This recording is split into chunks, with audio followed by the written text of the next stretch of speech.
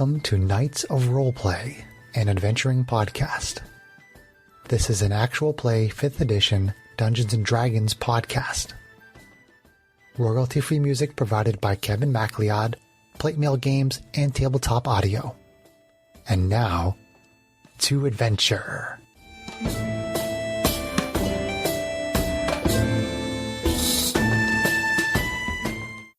Hello and welcome. My name is Chris Buckner. I'm the primary Dungeon Master for Knights of Roleplay, an adventuring podcast. This session is being recorded over Zoom. As our adventure begins, it is Stardate 0811.80. With the help of their ally Callista, the party recently rescued a group of slaves who were being held in the sewers beneath the surface of the Rock of Brawl. After 2 months of downtime, the party was relaxing with some food and drink at the Laughing Beholder Tavern when Luigi, the Beholder barkeep, told them about a ship shaped like a pyramid that was traveling through wild space about 2 days from Brawl. The party left Brawl with the crew of the Starrunner to investigate the strange vessel. The Starrunner is currently pursuing the pyramid ship from a safe distance. Captain Braun tells the Starrunner's pilot Hal to slowly increase speed to close the distance between the Starrunner and the pyramid ship. As the Starrunner gets closer to the pyramid, it becomes larger and larger. Captain Braun turns to the party and says, "If we get close to the pyramid ship without any problems, perhaps your group could take Ruffian and the Sky Coach for an even closer look. Of course, I'm open to any suggestions you might have." How do you respond? Just shoot it down from here and pick up the pieces. No. Sounds like a Strax answer. Arvian shakes her I'd rather head. shoot now, ask questions later.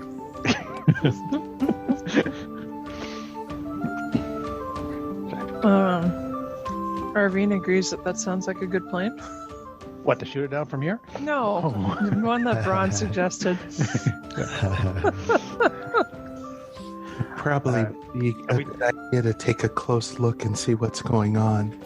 Have we seen any way to get into the thing? Currently, the ship is too far away. Like the Starrunner is slowly closing in on it, and it's kind of getting bigger and bigger. I mean, right now it's probably like from your vantage point, it's probably like a foot tall at this point, and you're slowly creeping up on it. But you can see it's getting bigger and bigger and bigger as you get closer to it. When you say it's big, how big is big? Is it like a size of like a city block, or is it? I can make myself a spyglass. Well, assuming that, tell me if this is not correct, but assuming that it doesn't seem that anybody's disagreeing with Braun's suggestion, and Hal continues to basically make up the distance between the Starrunner and the pyramid ship. So it starts to get large to the point where you think it's like a ship that's maybe a little bigger than the Starrunner, and then it seems like it's maybe 5 times as big as the Starrunner. Ooh. And then it looks like it's like 10 size, the size of the Starrunner. So deceptively big. And let's see. Is there anything in Matisse's and my travels? Hold on. Sorry. Go ahead.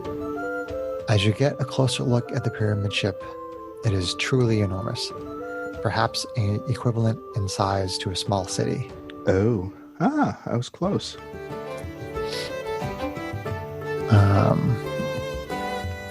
So that's about what you can see from your current distance on the Starrunner. Okay. I kind of... If we take the little ship over there, Janie's going to be a little bit down for the count if there's any trouble over there. Oh, that's, I think, why he offered to have Ruffian go with us. Oh, missed that. Yeah. I don't know. I know how to pilot it. Yes, Ruffian knows how to pilot it. Janie taught him. Yeah. All right. I don't know. So, I guess, is there anything...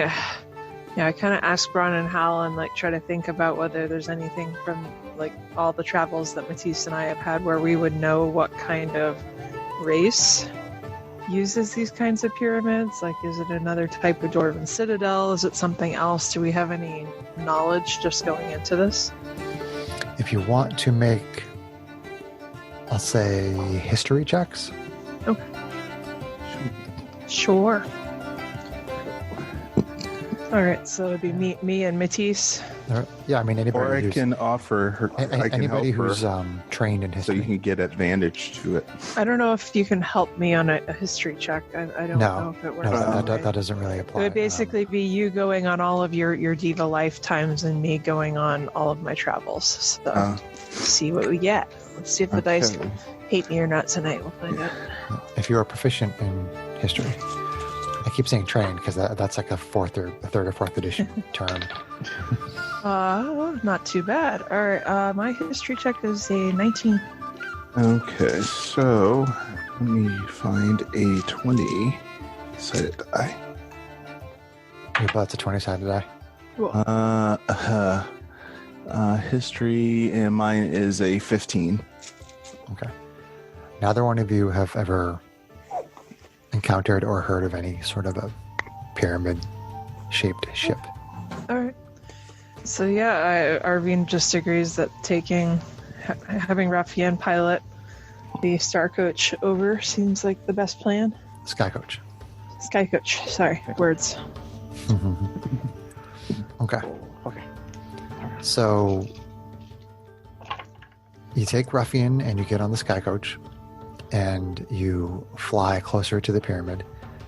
And as you get closer, it is four-sided and looks like it may be made of limestone. Along the surface are carvings of what looks like some kind of language made up of various symbols. There are 3 recessed areas that wrap around the outer surface of the pyramid, one near the top, one just above the middle, and one near the bottom. And you think that you can make out figures moving about inside the recessed areas. How would you like to proceed? Interesting. This one's not abandoned. Yeah, right now, I try to make friends with the figures.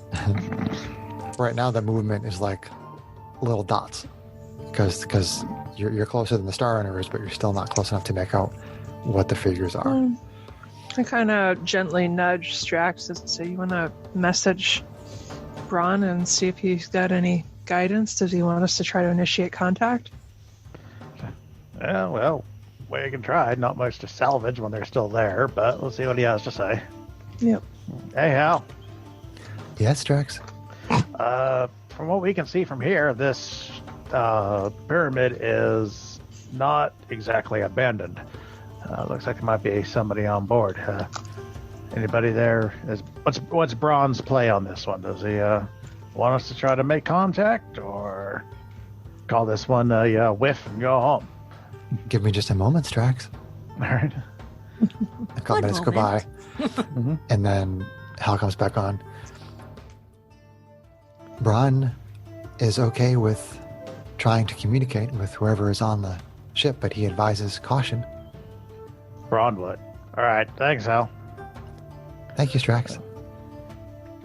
All right. Yeah. Well, he says go greet the locals. All right. All right.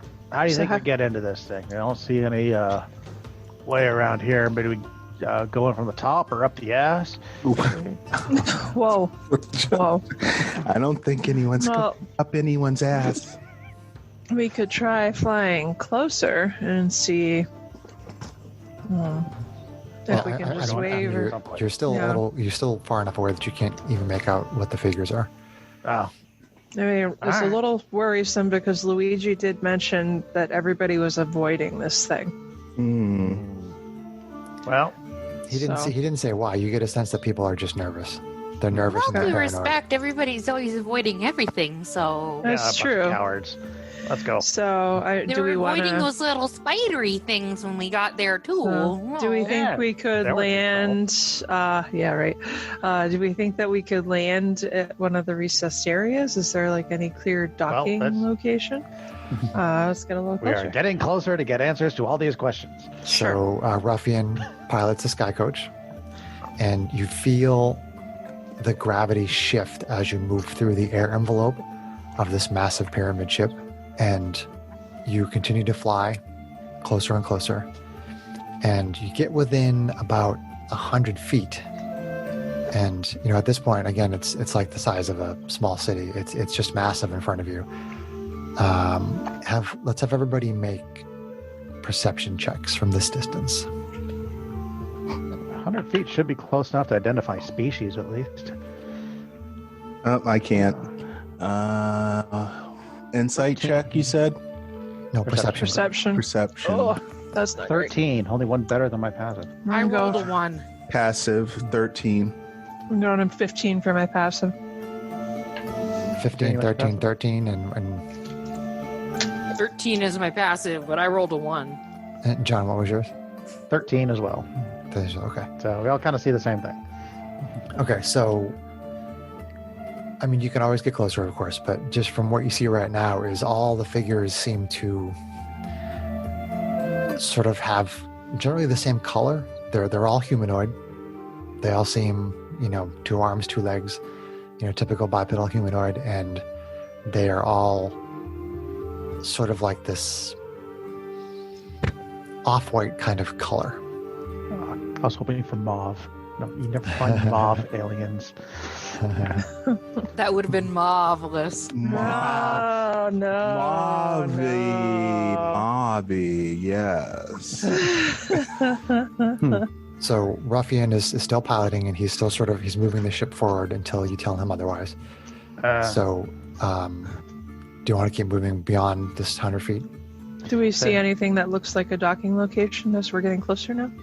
The bands that kind of run around each side of those different locations, those bands are those like strips. Mm-hmm. They're getting bigger and bigger, and you certainly think that they're big enough to put a ship inside there. Okay. So, Irvin, I guess we can circle around and see if we can spot an opening. So are you Take us circling in? from this distance, or are you getting closer?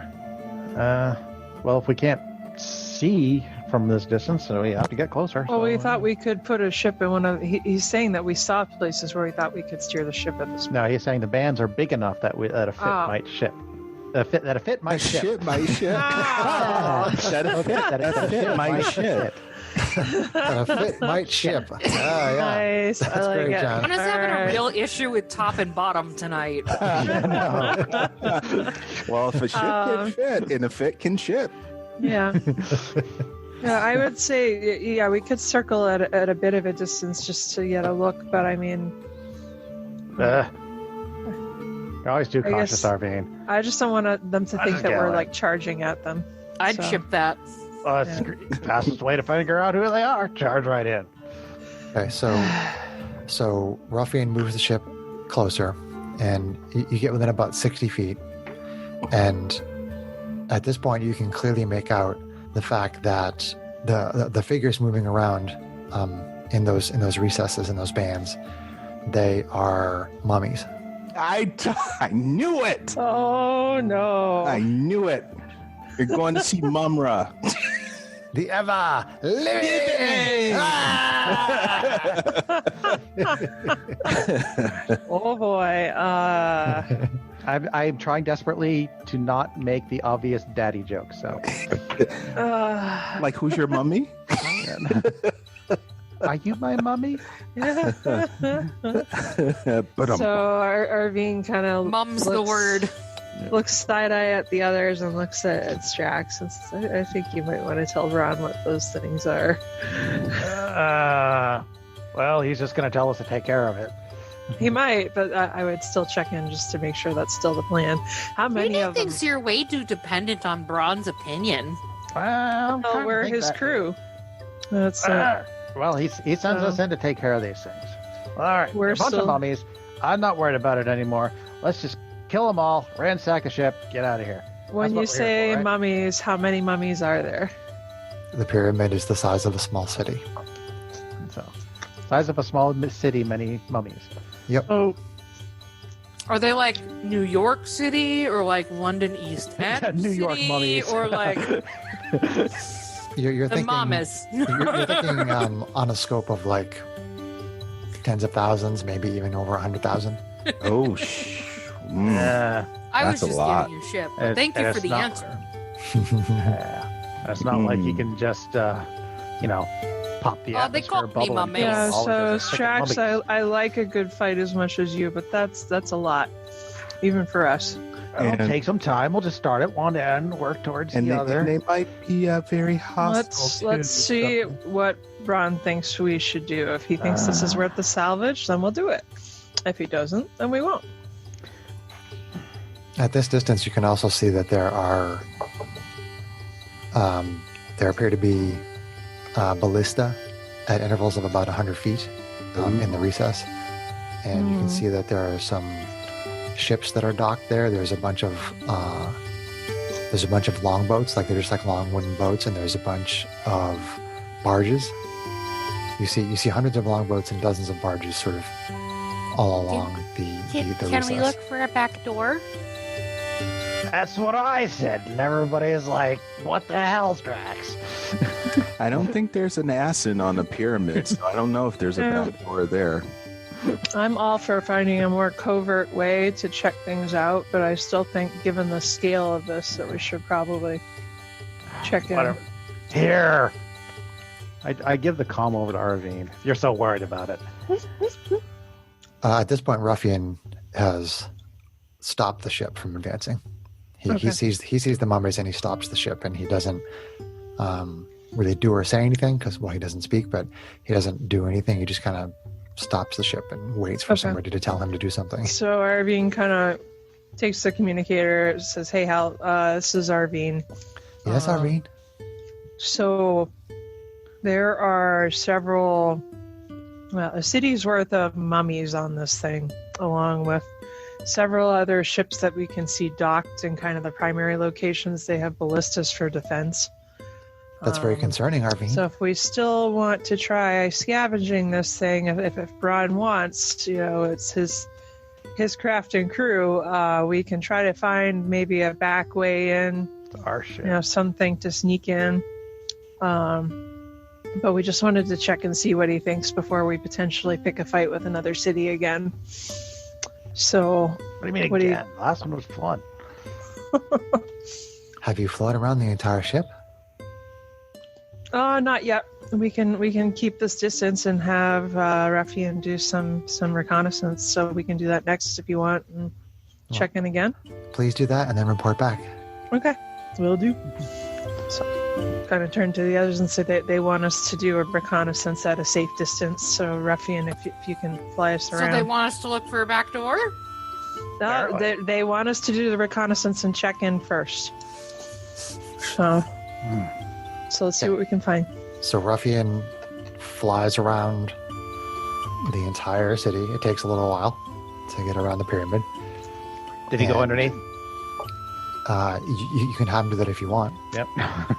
Okay, so he circles the entire thing, and you see that it is indeed four-sided, and it looks pretty much identical on every single side, except for that maybe the carvings, the language or whatever it is that's on it. It varies depending on where you are. But essentially, other than the language, sort of looking a little bit, some different symbols and whatnot in different orders, all four sides look the same. And when you go underneath, there doesn't appear to be anything on the bottom of it. It's just completely flat. I'm sorry, except there are still the carvings, there's still the language, but other than that, you don't see anything down there.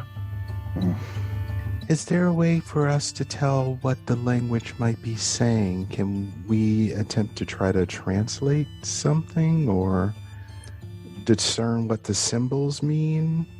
I will again say you can make a history check. Okay. Or could I attempt an investigation to decipher? Sure.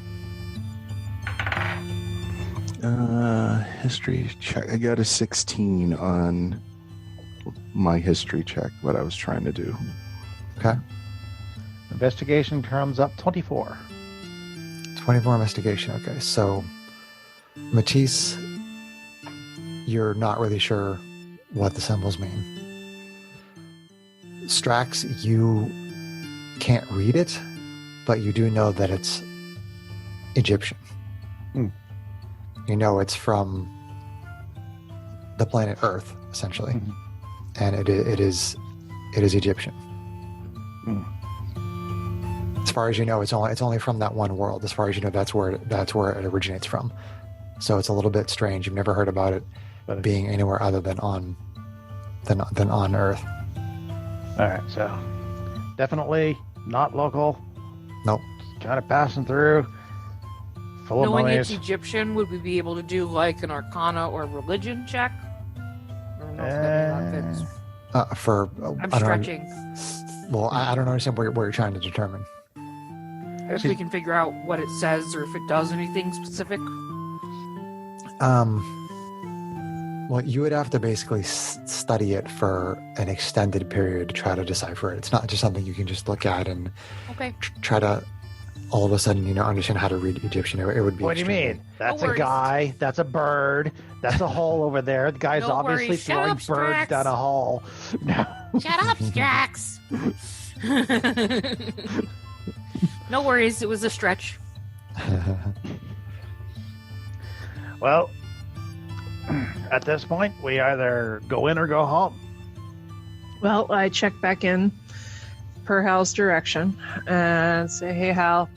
So it looks like all four sides of this thing are the same as far as openings. There's some different symbols. Strax says he thinks that the symbols might be Egyptian from a place called Earth. Nobody really knows much about that. And the bottom, there doesn't appear to be any obvious entrances. It's just a smooth surface covered with all the same symbols. So how would you guys like us to proceed? Give me just a Edie, moment, isn't she? Arvine. Okay. And then she comes back on like a minute later. And she says, Braun is concerned that this represents a danger. He would like you to return to the Star Runner. Okay. All right. Turn to Ruffian and say, Captain's orders, return to the Star Runner. No, he said he'd like us to return to the Star Runner. He didn't say he was ordering us back to Could the Star Strax hear what he said? Runner. I think it's an open What Hal comm mic. said? Or what Hal said, yeah. Is the comm like only one person can hear and listen, or can everybody hear what's being No, said? people can hear within about 20 Okay. feet. Okay. Yeah. So, well, I still think we should check back in for now. I wonder he might want to regroup and make a different plan. So, Waste of a trip. Whatever.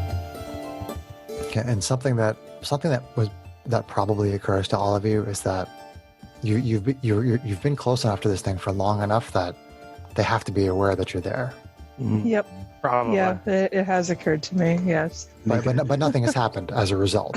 But You- you kind of figure, well, they must know we're here, but nothing has happened, so it's a little odd.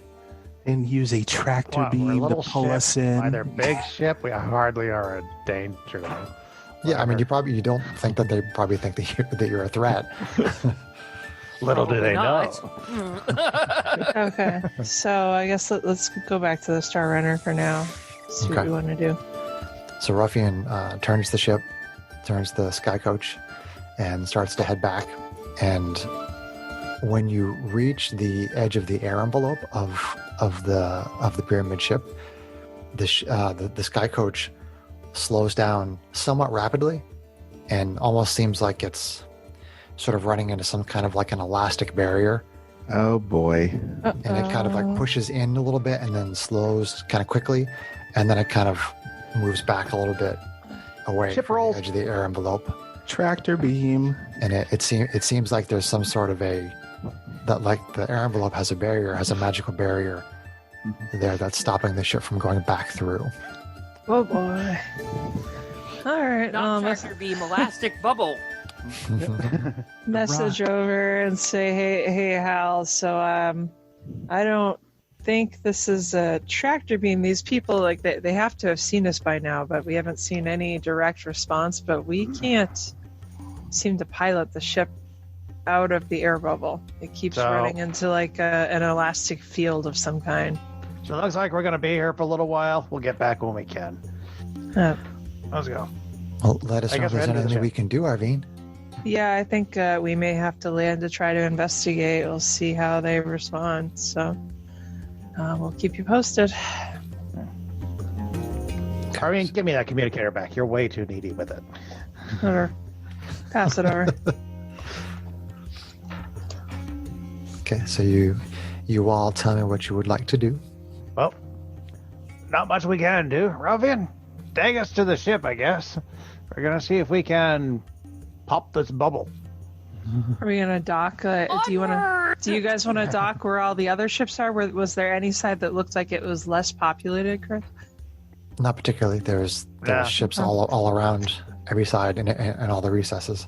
So there really wasn't a back door that we could dock in? Everything was very uniform. You and your back door docking, dude. What is wrong tonight with John likes the back door. He's always been that way. Jeez. I guess we all know what You're the his one with the fetish is overactive now. back door, Chris. Oh. I guess let's Question: dock. Are those things Egyptian vessels that are on the outside, like the boats and the barges you were talking about? Yes. Okay. Hey, We're going to see the pharaoh, the wonderful one or two pharaoh of those of might Egypt. fetch a decent price if we could fly one. Because. Okay, so what's the plan? Well, I guess the plan at this point is to head back to the ship and just kind of pull in next to one of those other ships under the assumption that there must be a way in and out of the big ship next to one of the little ships. We're going to see the pharaoh Okay. or Mumra, whichever comes it. first. The wonderful Pharaoh of Oz. Yes, I just made that thing. Jeez. Okay. So Hey, I muted myself before I belched that time. so you have Ruffian fly the sky coach to one of the recesses. We'll say he just chooses the middle one because that's where you guys are typically flying around. He goes into the middle recess and finds basically an open dock and pulls the ship in. And so you see a group of mummies come over to meet you at the place where you're docking. Very good, And my mummy. There is there is a dozen of the mummies, and they are led by one wearing a gold and blue headdress. And it comes over to you, and it says, "Follow me, please." All right. Kind of look at the others. Depends. Are we The guests or stride? prisoners? Why? So he doesn't answer anybody's questions. He just turns, and all of the other mummies basically surround you and start to kind of lead you away from the dock area. I'd see what's going on yet. They haven't been aggressive. No, we don't want to. Kind of Surrounding us aggressive. It's kind of aggressive. Yeah, but we don't want. If we pick a fight with 12, we pick a fight with the whole city worth of them without knowing what's going on. Yeah, good point. We need to find a way to kill them all at once. Once 20 minutes down the way probably won't come for a while. No, they're all over the dock though, right? So, They're right. everywhere. Joking around. It's like a giant Jesus. giant city full of mummies, kind of. They're everywhere. I So you are don't have a death wish. they're everywhere. Or do All I? right. So you are led through a large open doorway carved from the limestone that makes up the pyramid. As you are led through the pyramid, you see architecture on a scale unlike anything you've ever seen before. The pyramid probably took centuries to build. You are led through cavernous hallways lined with various statues of odd humanoid figures. Among them, you see one that has a human body with a jackal's head. One is a woman with large, colorful wings, and another has a human body with a falcon's head on it. Just to name a few, there's a lot of statues like that all around. Eventually, you come to a large, empty chamber with a 20-foot by 20-foot square opening in the center of the floor. A golden light shines through the opening and up into a similar opening in the ceiling. The guards in front of you step into the opening, but instead of falling, their feet seem to find purchase on an invisible, solid surface, marked only by a glow that appears under their feet as they step. The same glow appears under your feet as you are led into the opening. Once the entire group is in the opening, you all begin to slowly float upward. You float up past hundreds of levels until finally reaching a 40-foot square chamber with 4 slanting walls that converge at a point in the middle of the ceiling. It would appear that you are at the top of the pyramid. Well, In the this is center- the first time I've reached the penthouse. In the center of the room is a throne carved from limestone upon which sits a tall, thin mummy wearing an ornate gold and red headdress. The mummy is sitting in profile. The throne slowly turns with the scraping noise of stone on stone, while the mummy makes no movement at all. You almost wonder if it is animated like the rest of the mummies or simply a centerpiece of the room, until it speaks.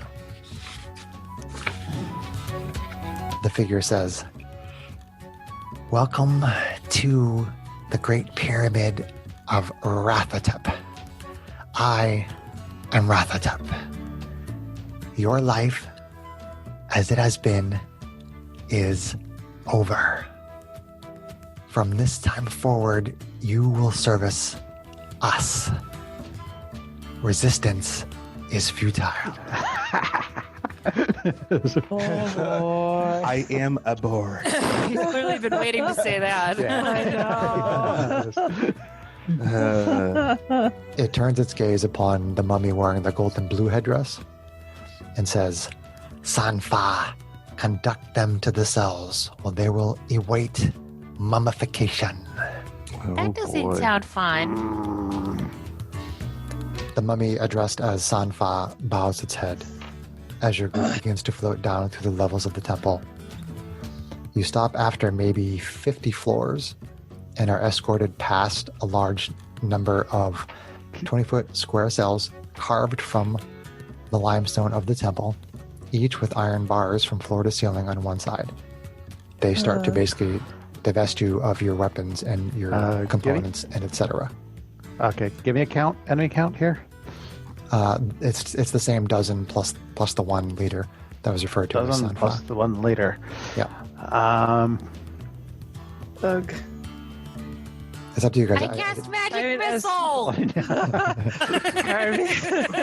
Arvine whips out her swords. Yeah, the same happened. Yeah. Strax would not go for. Strax would not go. Would just stand there. Would and let not them go take his shit. gently into the Right. good night. I'm too young. I'm not ready to be a mummy. Are we in agreement then? Yes. Okay, so people Yeah. begin to resist this. Yes. So, Okay. look, Sonny, I don't think this is happening. No. Okay. So they start reaching. They start reaching for your weapons, and you all take a offensive posture, and then they all start to attack you and try to force you, and then a fight starts. So we'll have everybody roll initiative. Roll initiative. 12, middle of the pack. Sometimes 12 is the top of the pack. Yeah, the way our dice work sometimes. Yeah. Okay. So let's see. That was awful. I rolled awful. Initiative for Gamammies. Dumb mummies. Mummy. Are we theater of the minding this one, or? Yeah, we're theater of the minding this one. Okay. I had already thought of the title of this program. What's that, Greg? Mummies in Space! Liza says boo. As much as I like that, I try to avoid names that are too spoilery. Oh. People might be making that assumption after listening to it, but sort of like waiting to see what happens and then having that confirmed in the episode is much more interesting than being like, oh, we already know before we even listen to it. Well, then I will think further. So what is Matisse's initiative there, Gerb? 6. 6. And Strax. 12. And Janie. 17. Oh, you go, Janie. At least somebody didn't suck. There we go. She said she's not ready to be a mummy. And Arvine. 9. 9. 9. 9. I'm last. Yeah. See? Not middle of the pack, John. Yeah, well, we'll see how the mummies did. Yeah. We did it all for the mummy. Mummies. Mummies. The mummies. Okay, so the initiative order is Janie, Strax, Mummies, Arvine, and Matisse. You say get to go before the mummies. That's the important part. Toots uncommons. Jamie, Strax, Arvine, Matisse. So we start at the top with Janie, our Kalashtar sorceress. Burn an 8. I'm gonna go for the one that's trying to take away my shit.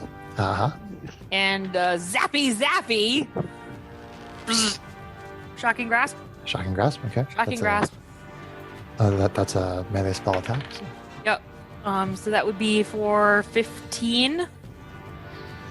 15. He tries to move out of the way, but you grab a hold of his arm and shock him with electricity. Ugh, bad damage. That would be for 5. 5. Lightning. Whatever that is. The little, lightning bolt damage. Oh, sorry, before we get too far, Yeah. did we get any temporary hit points from the ship Bart?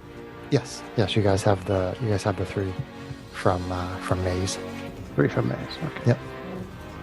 That's amazing. 3 helps. Okay, was that your turn, Janie, with the electricity? Yes, sorry. That's all right. That's okay.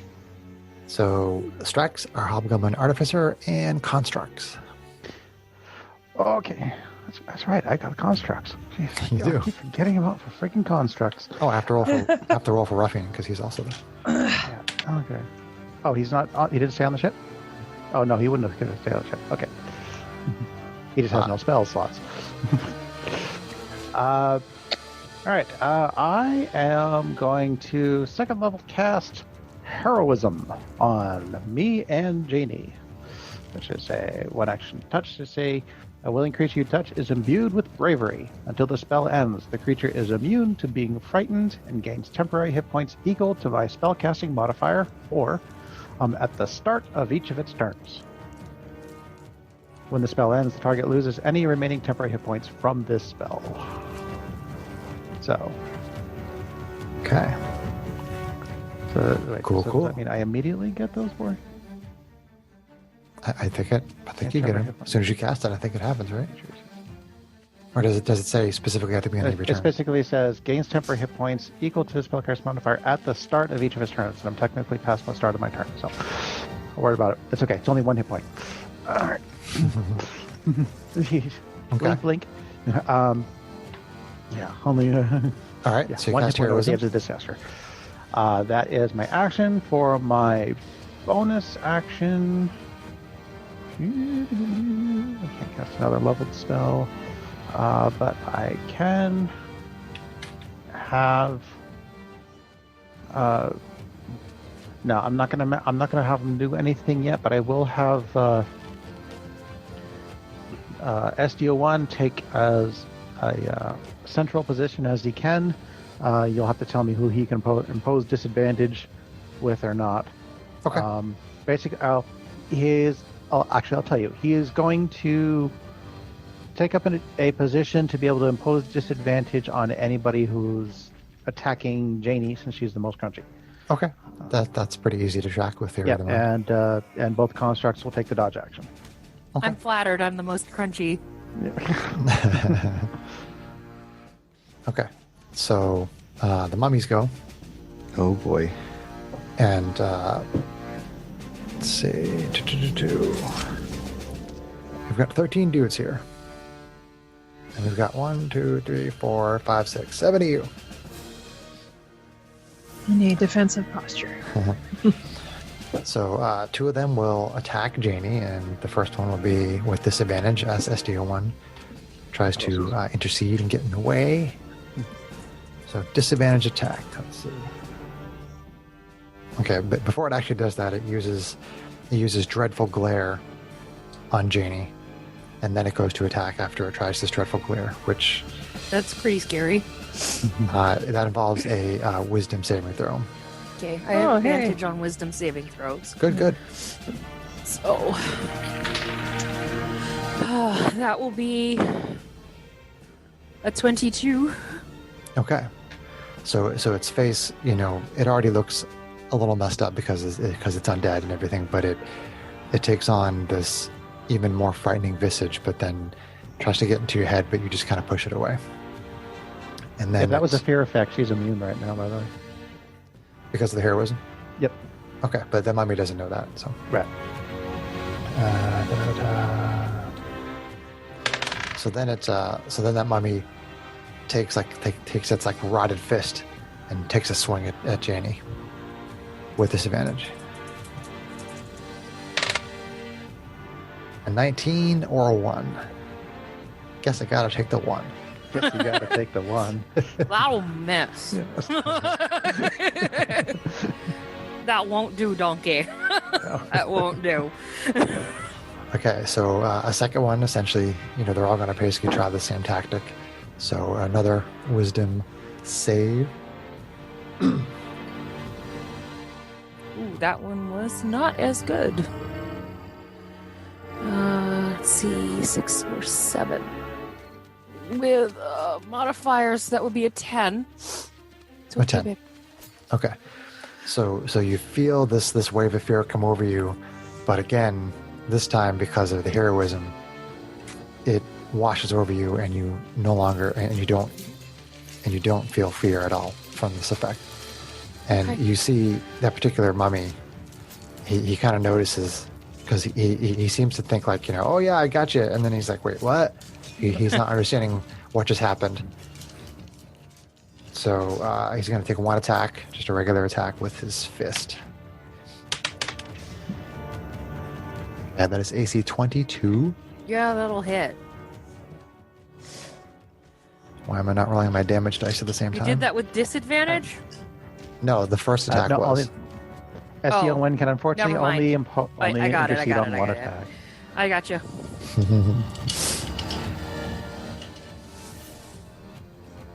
Okay, so.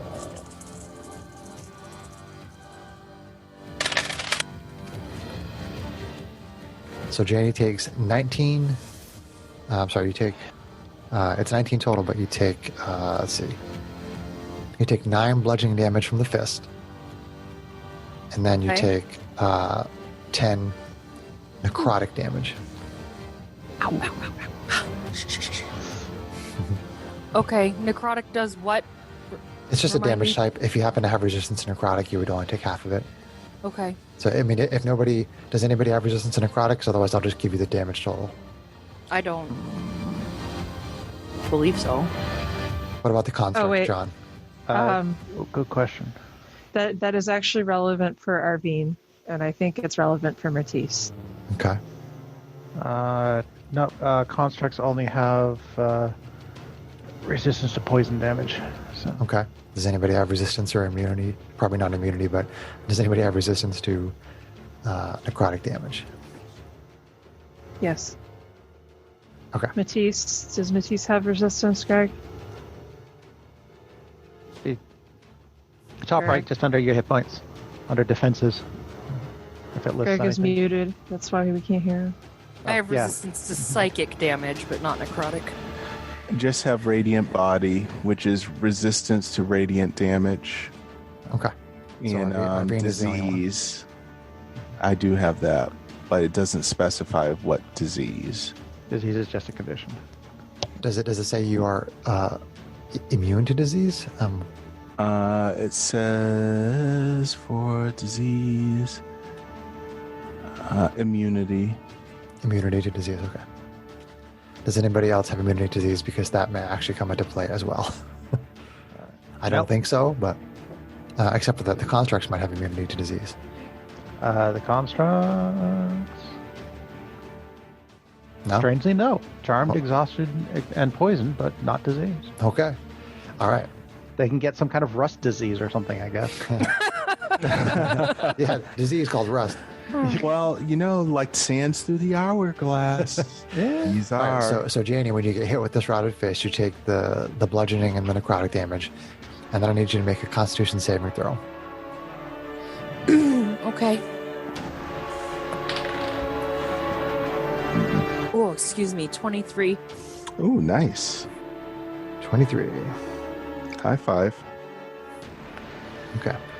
So you feel this like sort of disease like effect, coming off of this creature's fist, try to infest you with some sort of a disease, but you manage to fight it off with your Constitution, so you don't take any additional effect. So then Cool. we will move on to Arvine. Okay. So there's two attacking you. First, I was going to try the Dreadful Glare. So I need you to make a Wisdom save. Oh boy.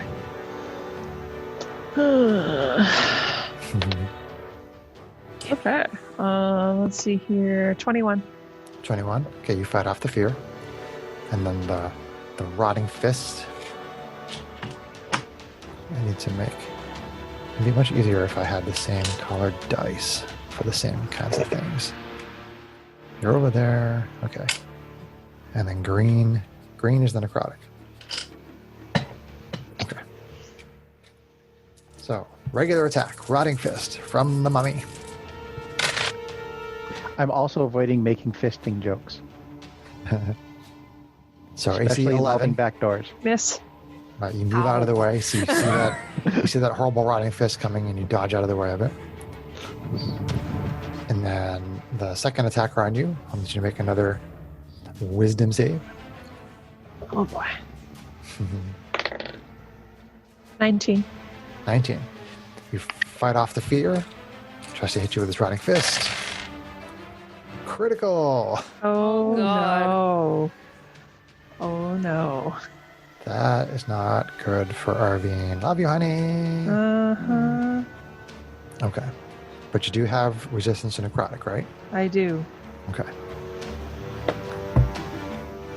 So let's see. Okay. And then.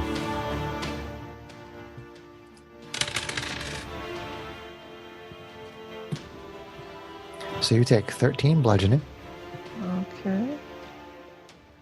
and 10 necrotic. That's with the resistance accounted for, or? Correct. Okay. So 10, actually 10, not 5. Here we go. Correct. Okay. Yep. It was 21 modified to 10. And I will need you to make a Constitution saving throw, please. Oh boy.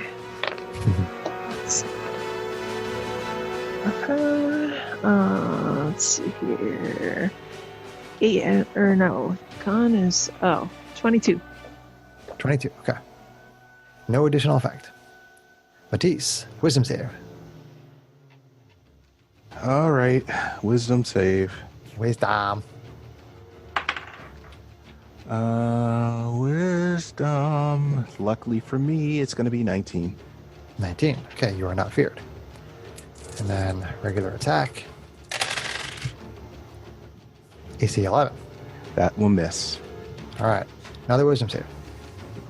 Another one. Okay, that's going to be 21. 21. All right. And then running fist. AC 17. That will miss. You push his rotting fist away with your shield. Get away from me with that thing. Tankstress. Tankstress. All right. Strax, Wisdom save.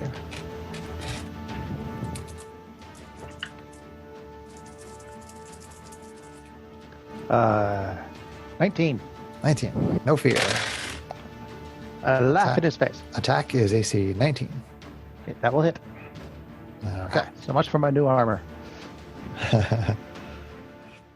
You take 10 bludgeoning Okay.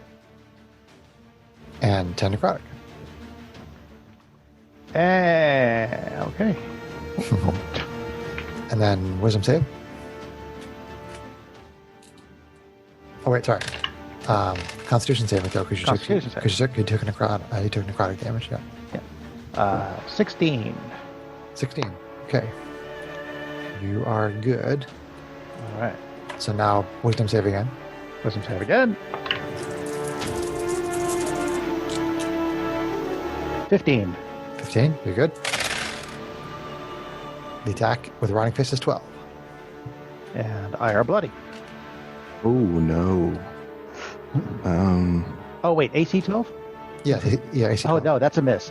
I was like, wait, Wait, what? what? Put the cart before the horse on this one. Okay. So 2, 4, 6, 8. So the mummies are attacking Ruffian. So let's see. Regular attack on Ruffian.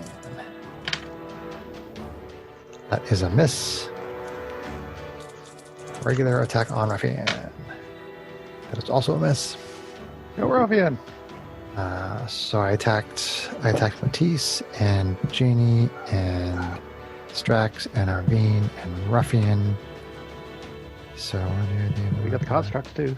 So we got the constructs. So we got 2 on SDO1 and 1 on GH88. Ah. Ouch. The other one is taking the dodge action.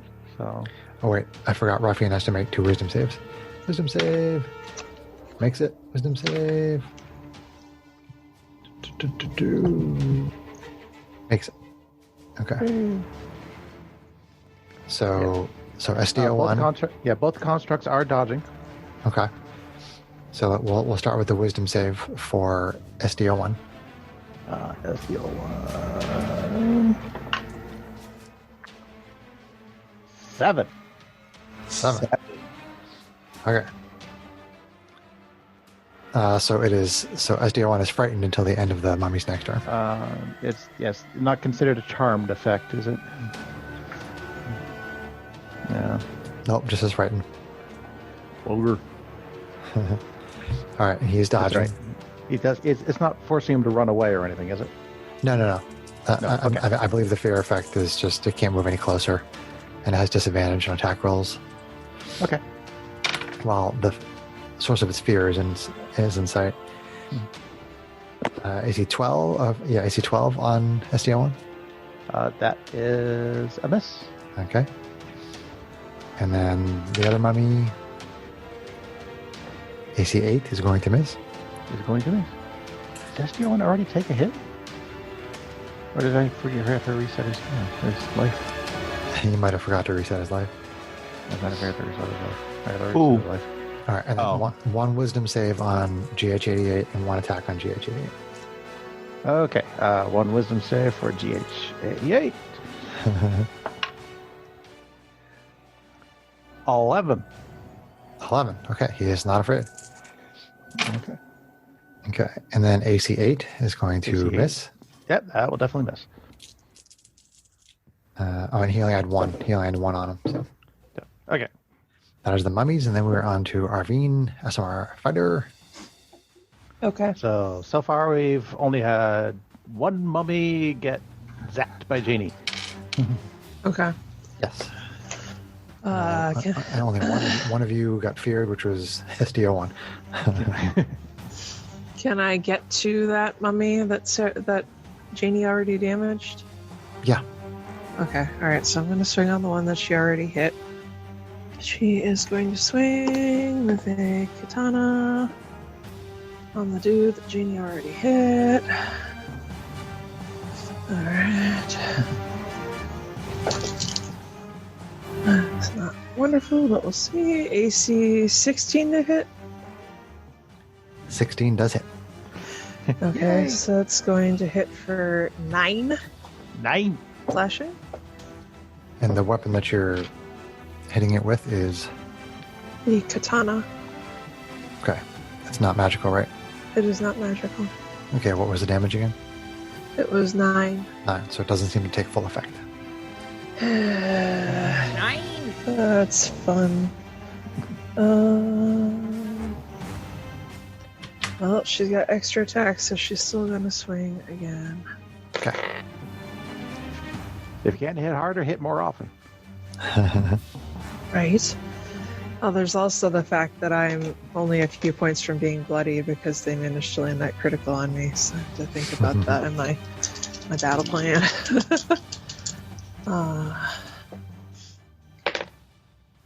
It's gonna hit for AC more. Okay. It's gonna hit for 11. 11. 11, but really 5. Probably. Okay, you do bloody it with that hit, though. Okay. Yay. It doesn't take full effect, but you do bloody it. Okay. How high is the hallway here? It's like 20 feet. Okay. Alright, I don't think she's going to burn her transformation right now. Seems premature. Let's see here. She is going to second wind with Okay. her bonus action. She's going to suck wind. Oh. No, it's not terrible. Which is the D10 plus your level, right? So Right. she's gonna shout, let's see, non-magical weapons don't seem to work as well, and end her turn. Matisse, Steve a Paladin. All right. Am I near the You one? can be near any of them. All right. So I'm going to try to at least attack the one that has been already hit and bloody. Sure. Okay. So attack number 1. So that is going to be 20 to hit. That will hit. Nice.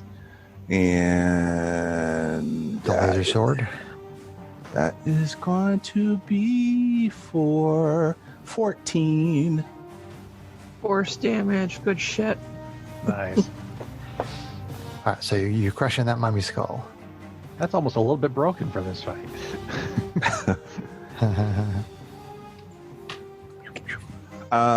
Who one is down. bloody? Well, great. You have extra attack, though, right? Yes. So I'm trying to think, should I use the attack or should I try to help someone? It doesn't work that way. The doesn't work extra that way. I'd attack have is to free, use- Greg. I have to use my, got it. It's okay. I'm just trying to think of the heal thing because Yep. I've never been responsible for being a healer before, so. Okay, so next victim, which is also a 20 to hit Okay, that definitely connects. and also for 14. Second first. Second was the first. It's a dirty 20. That's what I would say. Yeah, so you bloody that one with that one hit, Greg. Oh, Nice shit. job. Laser sword for the win, sir. Glass cannons. Yeah. All right, so that's me. Okay. So then it is Ruffian, who has a quarterstaff attack. So he will attack. with Here's a an Eddie. quarterstaff. He has no spells He has no spell. Oh, that's right. because he flew the We the sucked ship. him dry. Oh, wait. Sorry. No. The ship sucked him dry. He does manage to hit, and he does 1 point of damage. That's a full service ship. That is just what she said. So then we're back up to the top with Janie, our Kalashtar, our sorceress. Oh man. Light some shit up. Oh man, I don't know. Oh, I don't know. I don't know, man. I don't know. So, DM, how many mummies can I hit in a 15-foot cone? We'll say 3. Okay. And will I hit any of my teammates? No. Okay. So, dexterity saving throw? Dexterity saving Please and throw. thank you. I'm Light gonna 'em put up. my thumbs together and make a little triangle and go whoosh, and light them on fire.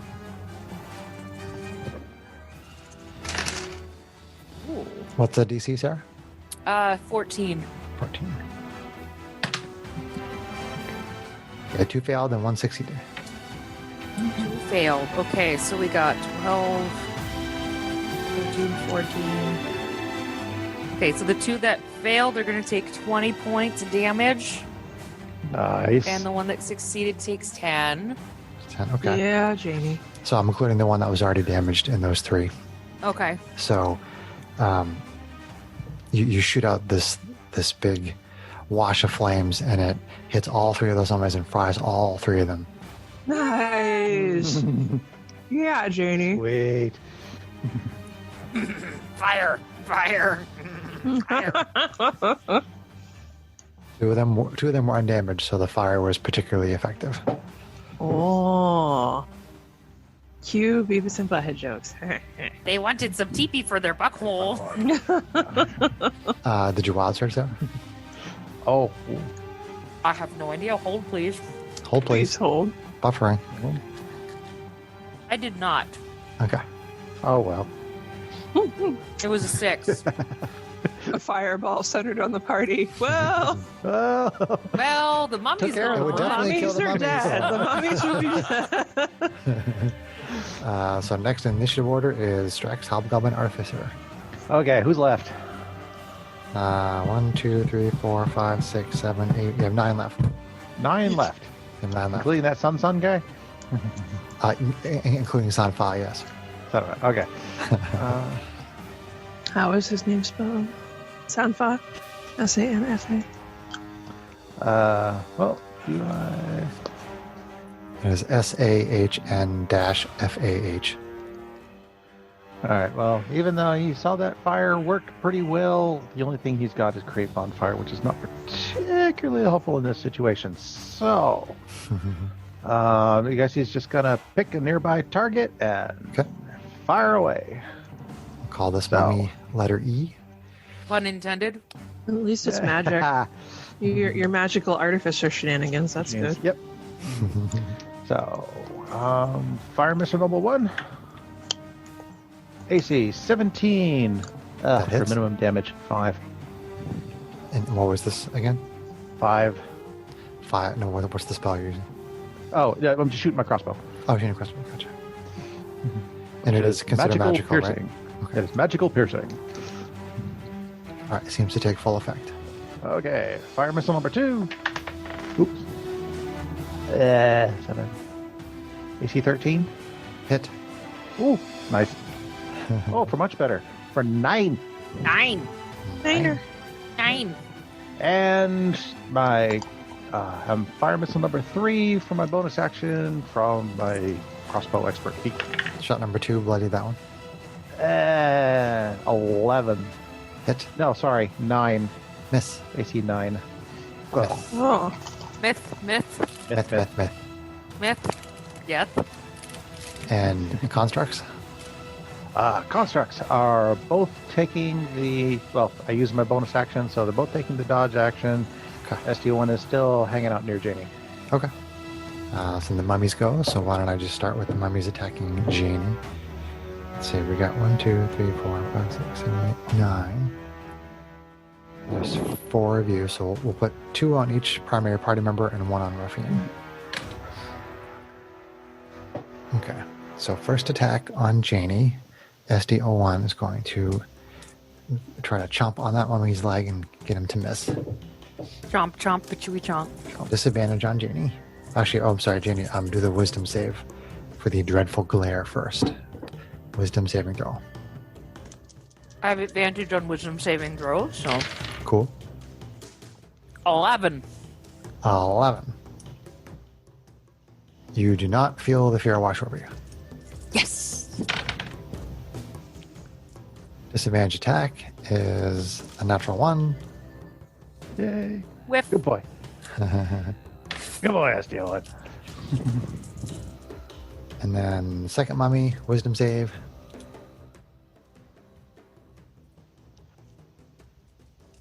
More. 14. More. Okay, you're good. And a regular attack from the second mummy is AC 7. That will miss. Okay. So then we have 2 attacking Matisse.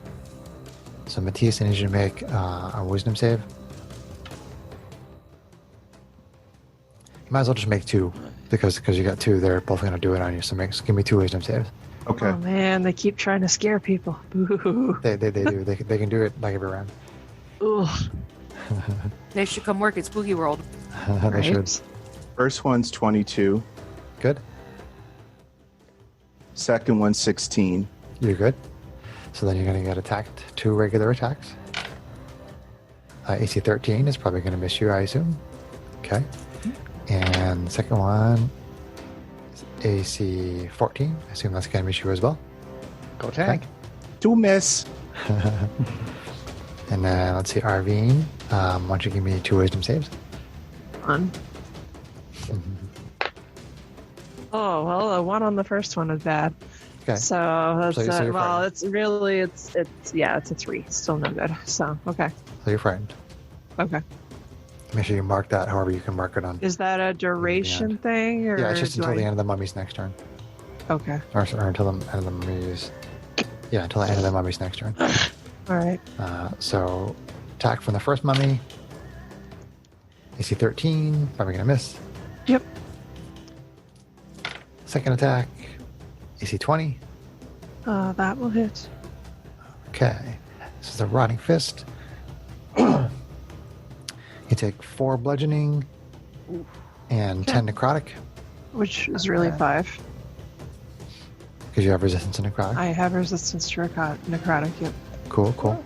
Lucky you. And then Strax, 2 wisdom saves. Okay, save number 1. 19. Sorry, 18. You good? Save number 2. 12. 12. Okay, you're good there. Oh, sorry. Backtracking to Arvine, you took damage, right? I did. Okay, so I need you to make a Constitution saving throw. Sure. Okay. That at least is good. That's like 22. Okay. All right, then back to Strax. 2 regular attacks on you. Attack number 1, AC 19. Shield. Shield. Okay. Attack number 2, AC 12. Miss.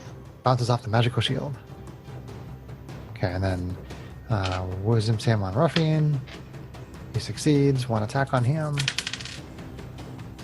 Hits for 4, 11, 15. Ouch. Okay. Then Arvine, SMR fighter. Okay. Do we have anyone of that group of 9 who have been hit, damaged, Yes, there's one bloodied one, and you can attack that one. Yeah. Okay. Let's see here. So she is going to bonus action Fighting Spirit, which gets her 5 temporary hit points and at least gives her advantage to cancel her disadvantage from being frightened. Okay. So it'll be normal attacks. So let's see. I'm gonna mark that off before I forget. Sorry. And I did use second wind, so I'm gonna mark that off too. Sure. Yeah, sure. Yeah. All right. So swing with a normal sword because unfortunately the laser sword is just so shitty on my modifiers. It's not really going to do enough more to be worth it. So Yeah, it's always Katana. an interesting trade-off. Harder to hit, even though it would do more damage. yep. All right. So we've got a AC 24 to hit for 9 slashing, 9. but really 4. I'm assuming. Yeah. Yes. And then we do extra attack. And It's going to hit for AC 19, That will hit. and once again for 9, but probably really 4. 4. Okay. Seems to be the number of the night. 9. Let's see, did it get killed? But that is just enough to drop that one, yeah. Ah, Yay! yay. Had 4 hit points left. All right, so yeah, she's going to hold there. Okay. So we are at Matisse, our Diva Paladin. Okay. Paladin. Okay. Attack on Titan. Spank your mummy. Yes, I'm Wow. going to spank existence, hopefully. Okay, so that is going to be 21 to hit. That will hit. And that's going to be for 12. 12. You blade that one with your magical laser sword.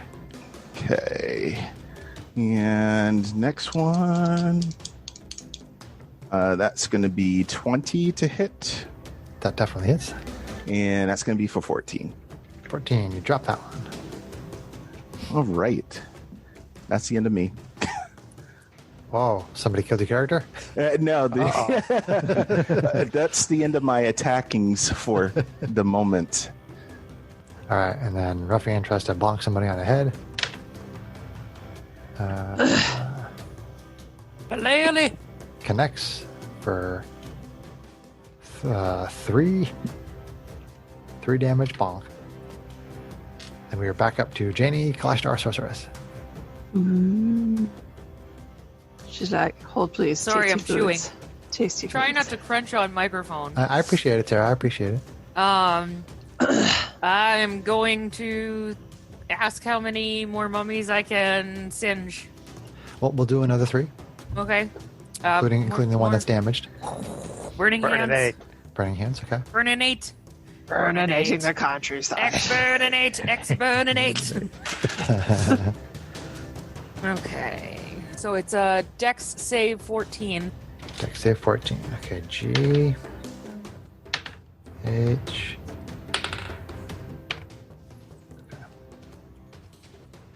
Okay. They all failed. 16. 16. Nice. I did not wild surge. I rolled a 5. Okay. Ooh. Oh, so close. Close. For the listeners, Sarah, Wild Surge is on a 4 or less.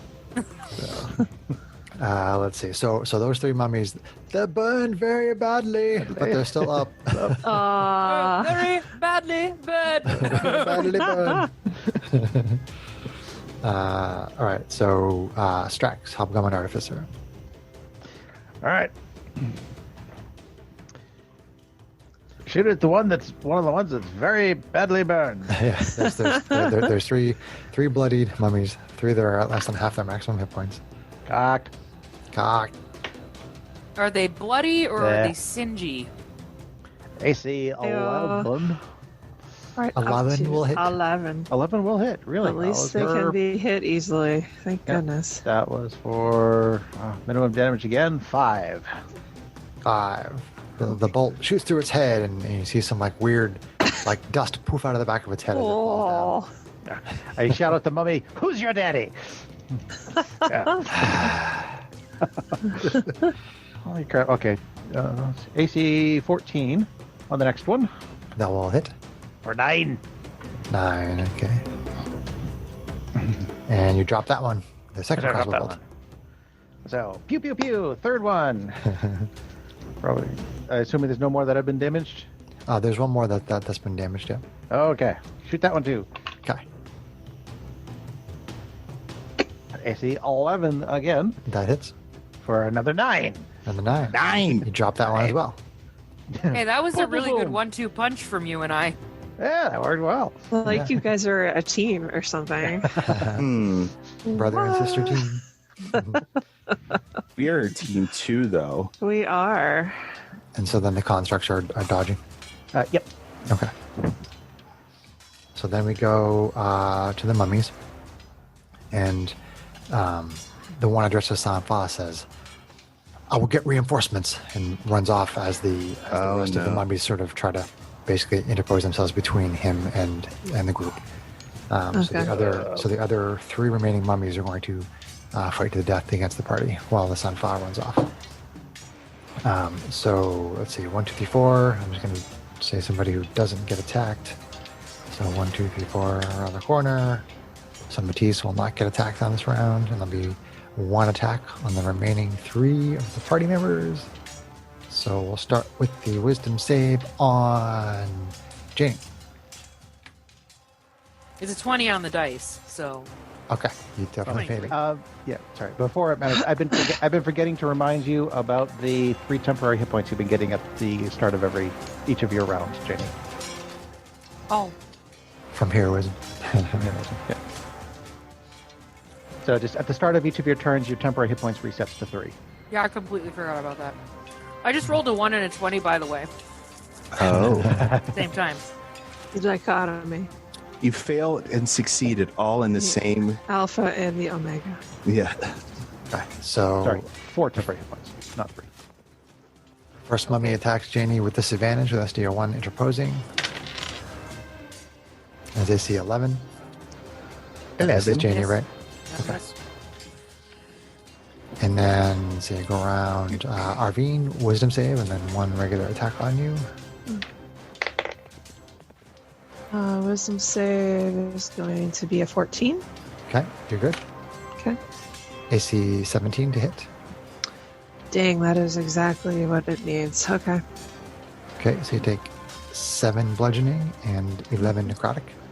But really 5. So 12 total. And Constitution saving throw, please. Yay, temporary hit points. At least there's that. Okay. Alright, Constitution save is 20. Okay, so you're good. And then wisdom save on Strax and regular attacks. From the Wisdom save is 9. 9. Okay, so you're feared until the end of the mummy's next turn. I am not. You have immune to fear? I am immune to fear because of heroism. Oh, awesome. AC 10 is probably going to miss you. AC 10 is going to miss me. All right. Move on to. Been waiting the Arvine's. whole game to say that.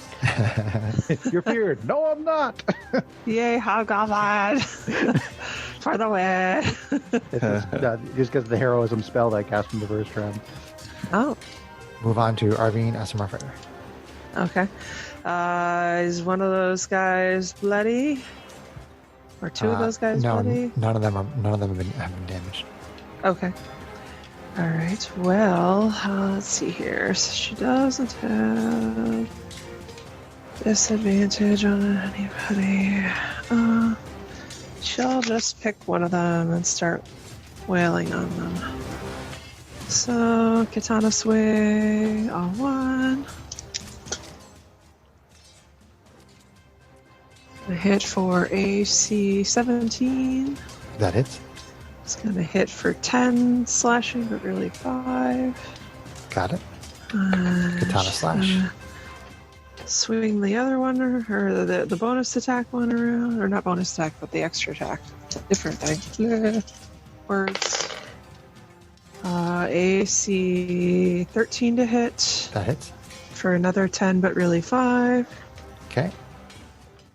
And then she is going to do her bonus attack offhand swing with the opposite katana.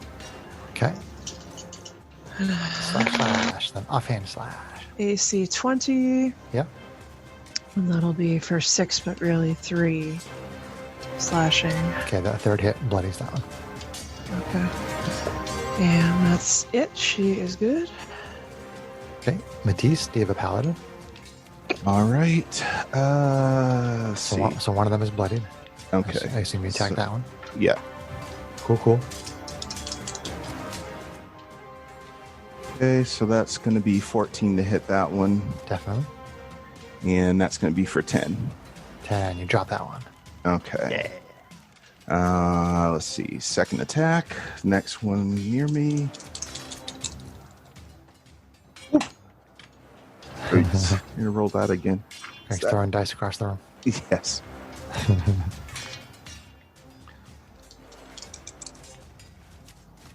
Okay, so that's going to be 18 to hit that one, That definitely connects. and for 12. 12. Well, actually, it's 13 because it's plus 7 now. So Okay. Math. Mathing. With math ability. it did hurt a whole lot. I feel like this is still too early for all of us. So you I'm bloody wonder- that, you bloody that one. Okay, I'm gonna use a divine smite. All right, so Greg, don't an A. forget. Don't forget. You're supposed to use that when you say that you hit, not after I give you the D. oh, gotcha. So I won't this time. Okay. Did you extra attack already, Greg? Yes. I'm zoned out. I'm not paying Yeah. attention. He killed one and bloodied another one because he's Nice got, job, 'cause Matisse. the laser sword is not affected by Good the. shit. All right, I Damage pass my resistance. turn to the Good next shit. person. All right, so that would be Ruffian, who's going to try to bonk somebody on the head. Doink. Cocked. Miss. Janie needs to give Ruffian quarterstaff training. Training on how to hit Then we're things. Big back up time. My to- quarterstaff has taken out a lot of people so It far. has. It has. It is your Yeah. turn, Janie. There are only 2 left, and 1 is bloodied. That's what I used to love about Rael when Left I one used to- bloodied, eh? Well, let's take out the some Gandalf. fun. And throw some little darts their way. Okay. So, let's see. 4 darts coming at. I'm going to throw 2 at each. Okay. Magic missile. First Yes, 2 darts at the magic bloody mist. First 2 darts hit the bloody dude. That's going to be 8. Okay, the bloody dude dies. Technically 9, but Oof. oops. 3 die. Or I should say it was destroyed. Right? They're not really dead. And another 9 at the other one. 9 at the other. Nice. Doesn't quite bloody that one. And I didn't wild surge. Okay. So then we go to Janie's brother, Strax, Hobgoblin Artificer. Okay, the sunny guy. You said he's starting to run away? He's already gone at this point. Oh, really? Yeah, How far can he move around? 60 feet. So I should be okay because I have a spell that has a 60-foot range that can Yeah, stop him. he ran down around a corridor. Around a corner.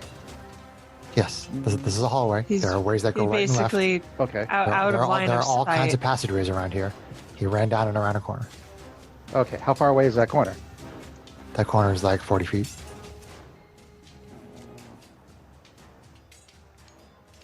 Okay. Then I There's also a hall will. across from that one too. Yep. Okay. Then what I will do is I will burn my action point to take the dash action. Okay. Where's my equipment? Yep, action point. And go ahead and dash down the hall. I'll take whatever opportunity attacks that affords me. Well, there's only 2 left, so we'll say you can avoid it. Okay. Dash down the hall. So I can dash after him. Do I see him when I come around? Can I chase him down until a point where I can see him? You go around the corner, you see more corridors, and that's it. Oh, you're just being mean now. All right. All right, fine. Turn back around, and I'll just have to take pot shots at the 2 that are remaining. Okay. One is bloodied.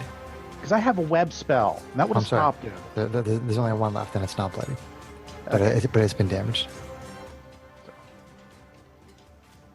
So 1 bloody, 1 not bloody, No, there's only Okay. 1 left, and it's not bloody. and Okay, it's not bloody.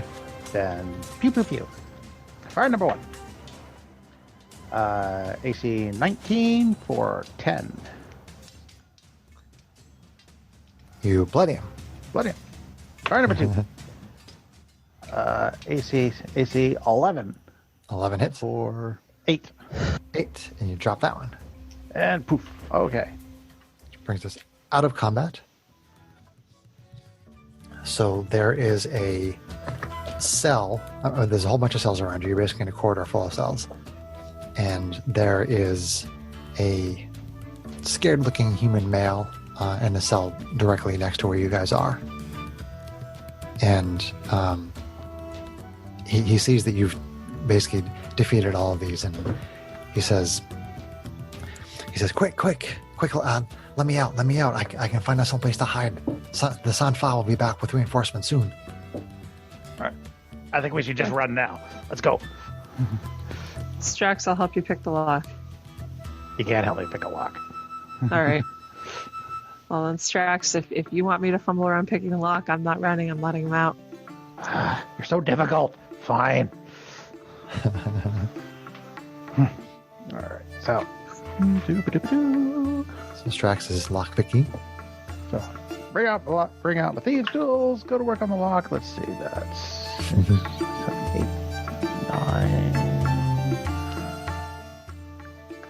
Mathing is hard. Mathing is hard. I get a lot of things out of here. Let's see. Because I am proficient in it and I have tools, but I'm not an expert in it yet, am I? You are proficient in taking a long time. You're an expert in taking a long time.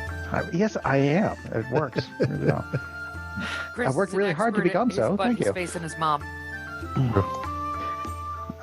Basically, I am looking to try to find a way to get a better number than 10. Gotcha. You're saving face work for something like this, or did you already use it? Oh, yes, good call. I always keep forgetting about that. So, yes, once before rest, miss of attack or fail. Which is ironic, seeing as he needs it to save face. Or fail an ability check or a saving throw. I have to know if 10 is a failure or not. It is a failure, yeah. Okay, then I'll go ahead and add 5 to that. Okay. That is a success. Okay. Yeah, nice job, Stress. Thank you, Kate. So you It's okay. pick the lock, and the human comes out and he says, quick, follow me this way. And he kind of ushers you down a whole bunch of different corridors and passageways, and then brings you into an area that you think is some kind of a storage area. There's lots of wooden crates piled everywhere. And he brings you back into an area where you can basically take cover, where nobody can clearly see where you all are. And he says, "Who are you?" The question is, who are you? My name is Alton. I was a crewman on a ship called the Astral Scudder. And we were captured 3 days ago while en route to the Rock of Brawl. Over the last 3 days, one by one, the crewmates and myself, they were taken for mummification. Do you know what these creatures are? Mummies. Besides mummies, like, do you know, like what world do they come from? Like, we'd never heard anything about this until we heard about the pyramid ship. We actually came from the rock ourselves. We were going to investigate what this thing was. I don't know. We saw the ship and didn't know what it was, and we decided to we decided to try to see what the ship was all about, and we came into the air envelope, and then we couldn't escape, and then we tried to speak to them, and they just basically took us prisoner and started turning the crew into mummies. Sounds like we should steal all the gold, blow up the ship, and get out of here. Yeah, I mean, well, and how does the air envelope thing work? Have you overheard anything in your days being here that might help us to... That we have a craft at the docks that we could use to get away if we could get back there. And we have a ship waiting outside the air envelope, too. We could contact them. Well, I've listened to the guards that patrol the cells.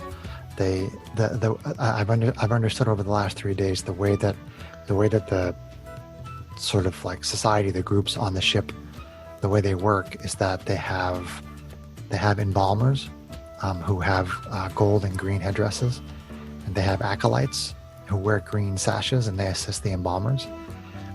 There are mummies called Kalasi who wear a yellow sash, and they're sort of like the manual laborers. There's the Ankana, which wear blue sashes, and they're the warrior types. And you guys all, the ones that you were fighting in the hallway, all had the blue sashes.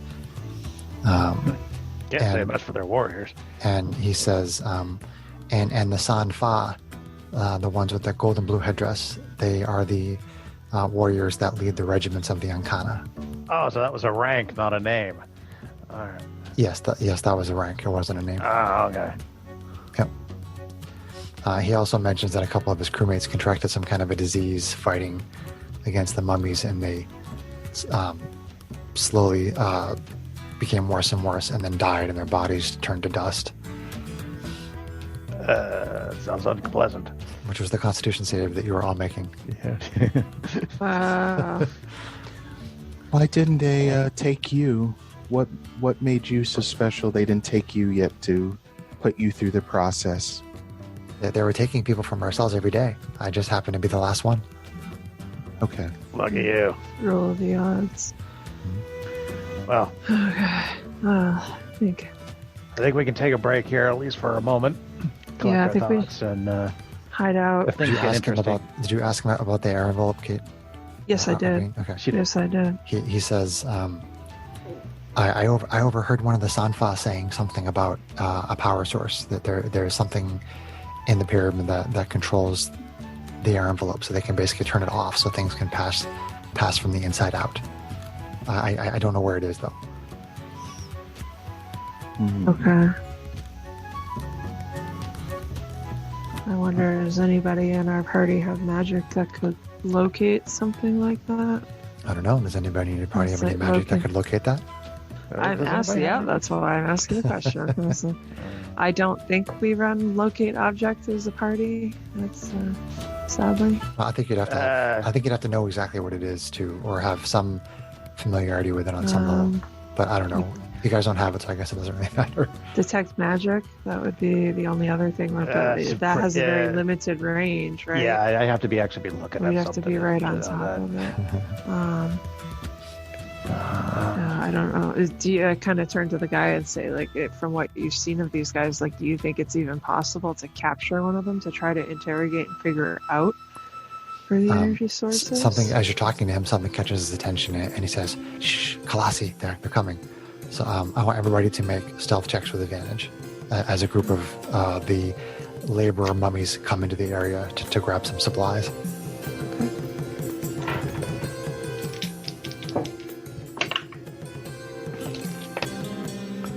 Said with advantage?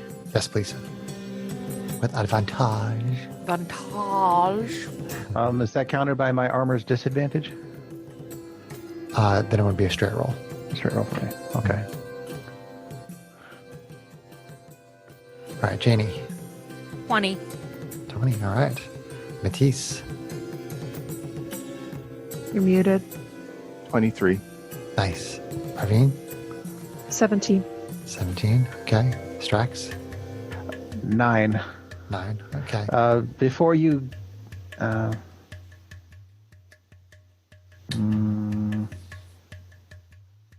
no, that'd be too out of character.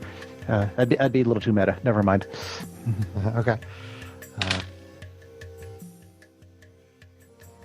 Just let me know if they seem to suspect, if they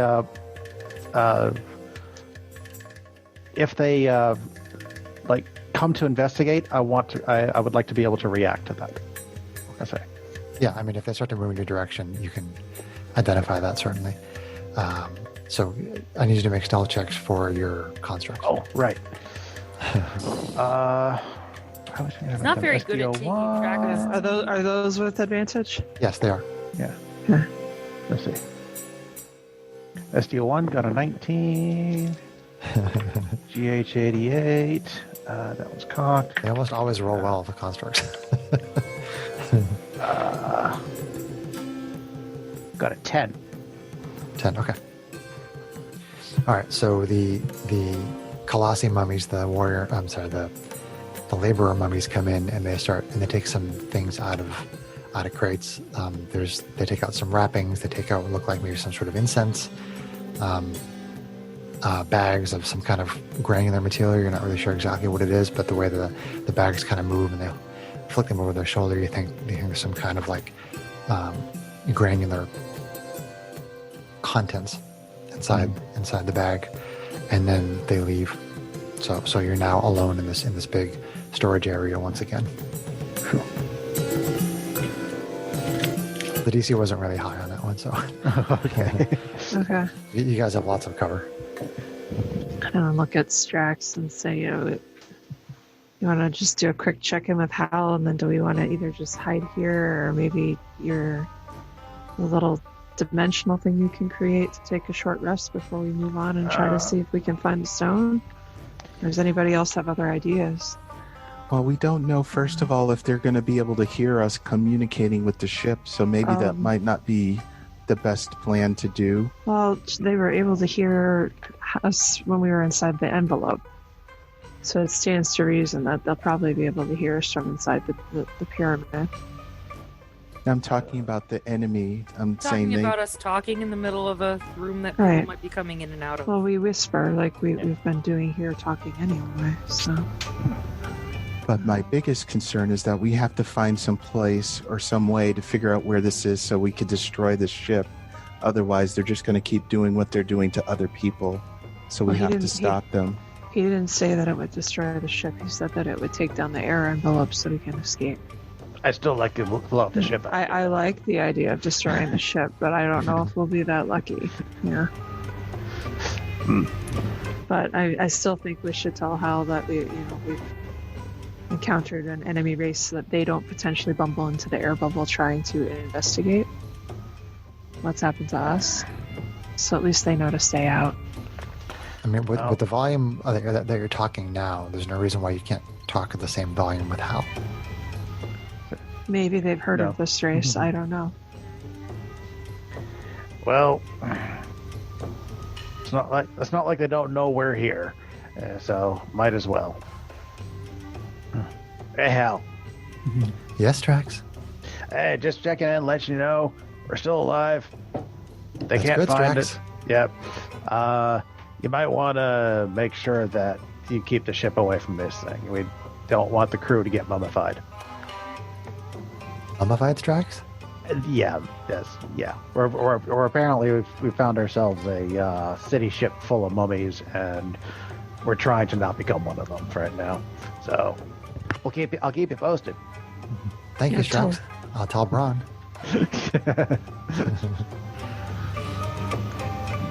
So. So you guys as tell me what you for- want to do. As for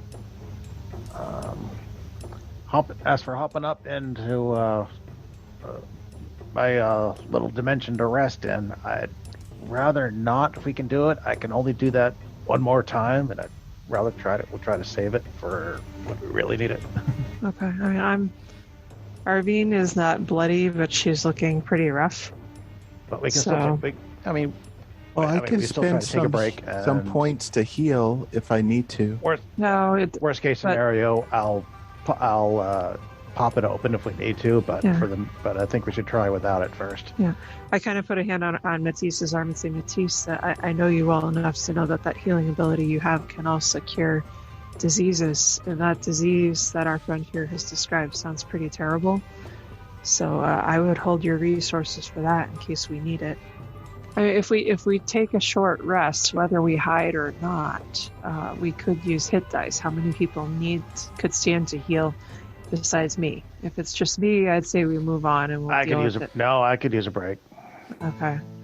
So I kind of I'm turned. like 16 hit points down. I turned to the guy and said, "Do you think that we could probably hide in this room safely for about an hour, just so we can recover?" I think a we're little just gonna have to bit before try. Yeah. we-" Okay. So get Been back in a cell for So God knows. anyway, moving on. Let's try for a short rest. far into the corners we can get. Okay. So short rest. So I'm going to have you all make another stealth check, another group stealth check with advantage. Okay. As another group comes in during that time period that you're trying to rest. Okay. That's Oh. an advantage. Okay. Worse than last time. Oh no, that's not good. Oh no. That's not good. I don't like the sound of I that. rolled 2 6s. That's a 10. It's all right. It's better than my 3. 11 for me. Okay. And that's Uh, because I have a +5, so that saves me from having just rolled just a 6. Yeah. And it's 18. Nice. Okay, 18 I for apparently Janie. don't snore. Janie's 18. Greg, you were what again? 11. 11. Kate, you were 10. Yep. John, then the you were 3. And the constructs, constructs? SDO1 is 13, and GH88 is an 18. Constructs just stand there and Stealthy don't make any noise. constructs. Yep. So you don't draw the attention of the Colossi that come in again. Good thing they're dumb. Okay. All right, so hit dice. Good So will always win. You get because through a evil short is rest. dumb. Okay, I got to roll hit dice. Hang on here. Yeah, let's see. Roll, hit, Which is up to die, 5d10 if I need it. short rest. Let's see, with the con modifier. That's 11. You may have other features. Take a look at your sheets to see if there's anything you have that resets on a short rest. I'm not sure what that would be, but I know that monks' key points reset on a short rest, and warlock spell slots reset on a short rest. And I haven't used any spells, so I should be good on that. Does your second wind reset, Kate, or is that a long rest thing? My second wind resets, yeah. Jenny, do you get sorcerer points back? Sorcery No. points back? No. No. But I can use hit dice, which I'm going to do. Spend some hit Short dice. rest. Hit dice. Got Die. 3 hit 15 die. points back, so that's awesome. Okay, I Yeah. get my saving grace back. I get mine. I'm back up to 40. Okay. Yeah, my sorcery points only come back on a long rest. The temporary hit points you had, you had her gone. Oh, okay. Jenny. No worries. I'm almost to full anyway. I kind of turn while we're resting to Matisse as we're wrapping up and say, "Do you think, with all the evils that have been done in this place, like I wonder if your memory ability would show something about them, when they first started, when You they would have to be in a Brought- specific room. the power source in? I don't know. It would be a bit of a gamble as far as if something of importance happened right near us Yeah. or not. As far as my feeling, I think it has to be something where some great emotional toil has happened, and I don't believe that that's happened, at least here from my perspective, that I feel. So Yeah, maybe as we so- go, maybe something will strike me that might Yeah. assist us somehow. Something to consider. Okay. So I will be Alright. mindful of that. Yeah. Kind of look at Alright, everybody well. else and say, what direction do you think we should set out? I look at our little friend. What's his name again? His name is Right Alton. Alton. Like all around. Well, I'm Strax kind of looks at some of these boxes, stuff like that. You see his wraps and incense and stuff like that. I wonder if we can make our navigating through this city of mummies a little bit easier. Blend in. Yeah, we could try. I could just see your constructs being wrapped up.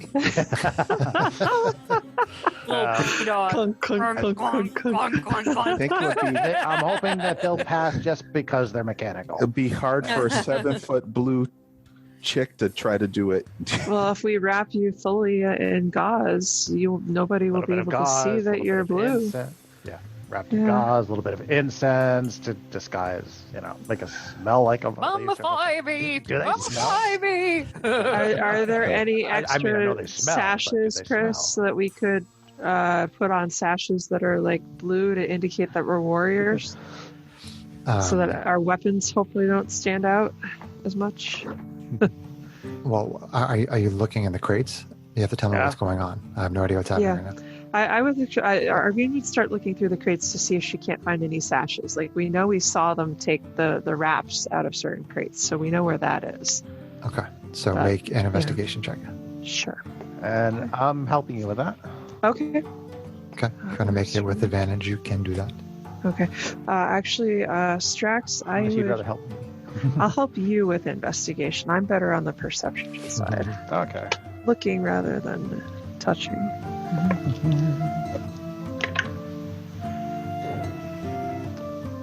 20. 20. Okay. So, what you find in this room is you basically find more of the same of what you saw the Colossi taking out, which is this seems to be a storage area for the different sorts of things that they use to embalm people. There's these weird liquids. There's a lot of like sawdust. There are different kinds of like spices and like incense and things, and there's wraps, and there's a little bit of jewelry here and there. You don't see any of the sashes or headdresses that essentially mark the mummies. It seems to be specifically those things are not in this room. Strax, question for you. Do you think that we can make maybe some portable incendiary devices possibly with what we have in here?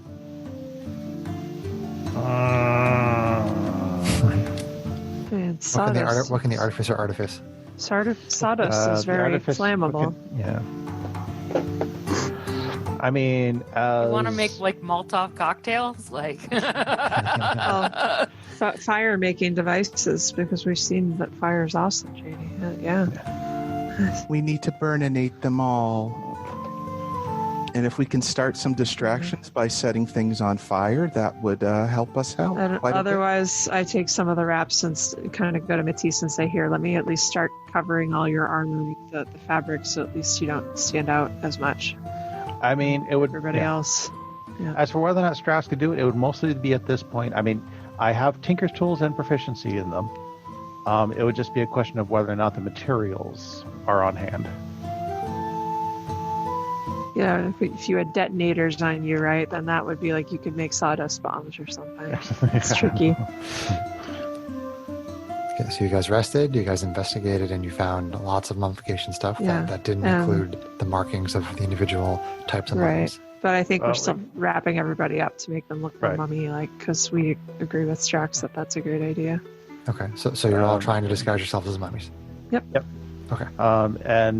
I guess the question is, are there materials on hand to make like any kind of like little Molotov cocktails? I mean, And- there's flammable oils, and I guess I don't know if there are any Sawdust. bottles on hand. Well, I mean, there's certainly they don't tend to use flammable oils in the construction of the mummies. Why not? That Oils would are seem like a flammable. bad idea. If the properties, though, Oh. we don't know the fluids, if they could be Yeah, flammable, like possibly. the reason why the mummies are vulnerable to the flame curse could be that because they're saturated with these oils and powders and everything that they use to dry them I out. think it's more likely Yeah. that they've got bandages on, actually. Because of the wraps. Yeah, that's fair. Yeah. Let John and I go down the rabbit Stop hole, okay? stretching, guys. Damn you have Matisse trying to go down there too, which I I'm all don't for normally do. creativity, but when you're stretched out past Gumby and Pokey, I don't know. But John I'm- and Greg and I enjoy that. Yeah, I'm on Team Boom right now, so I know, I'm just giving you a hard I time. know. Jesus Love Christ.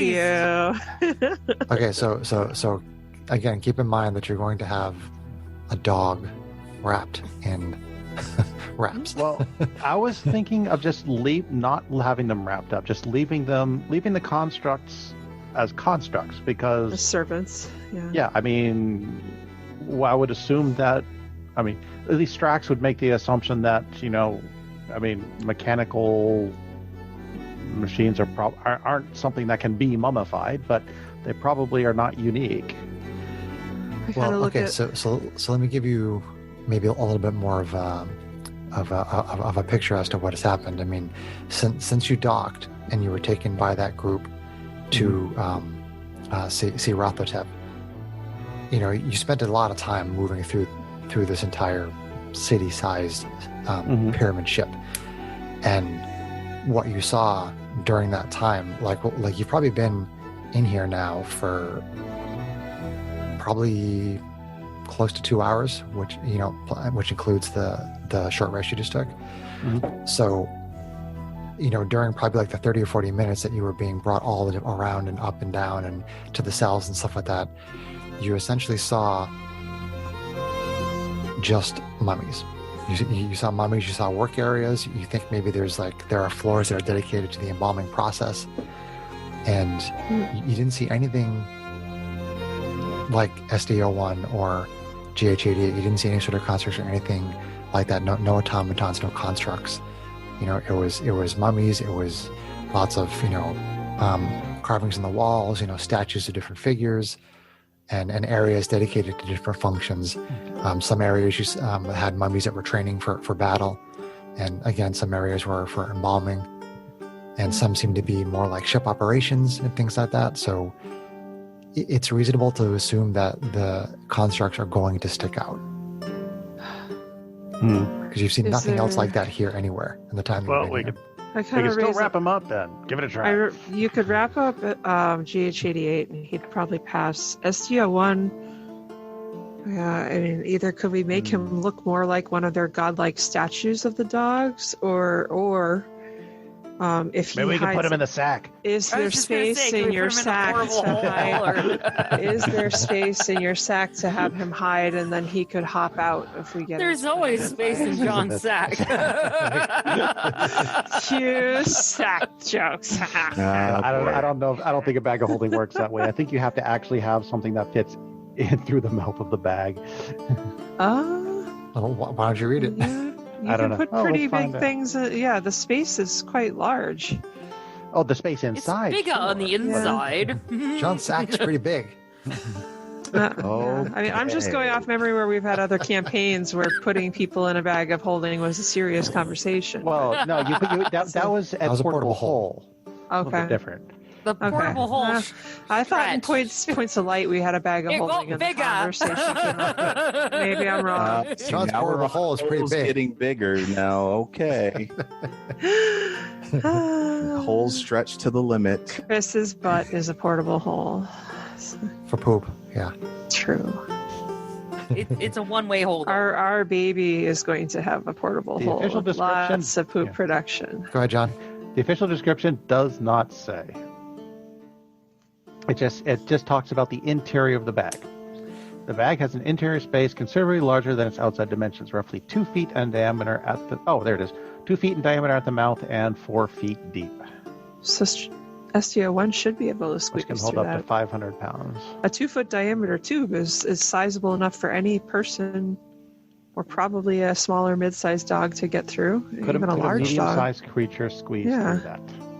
A mid-sized. A 2-foot hole. I can tell you I've crawled down an 18-inch torpedo tube. So Oh, my answer to that would be yes, but that's real-world meta stuff. So it's up to Chris.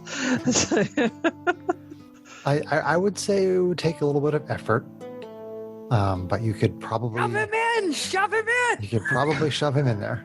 It's he's that or not we- coming in. He's not coming out quickly. It's that, or we Wow. wrap him up That's as all a she said. we can wrap him up as a Double dog mint. dummy and make his ears look more pointed and make him look more Egyptian.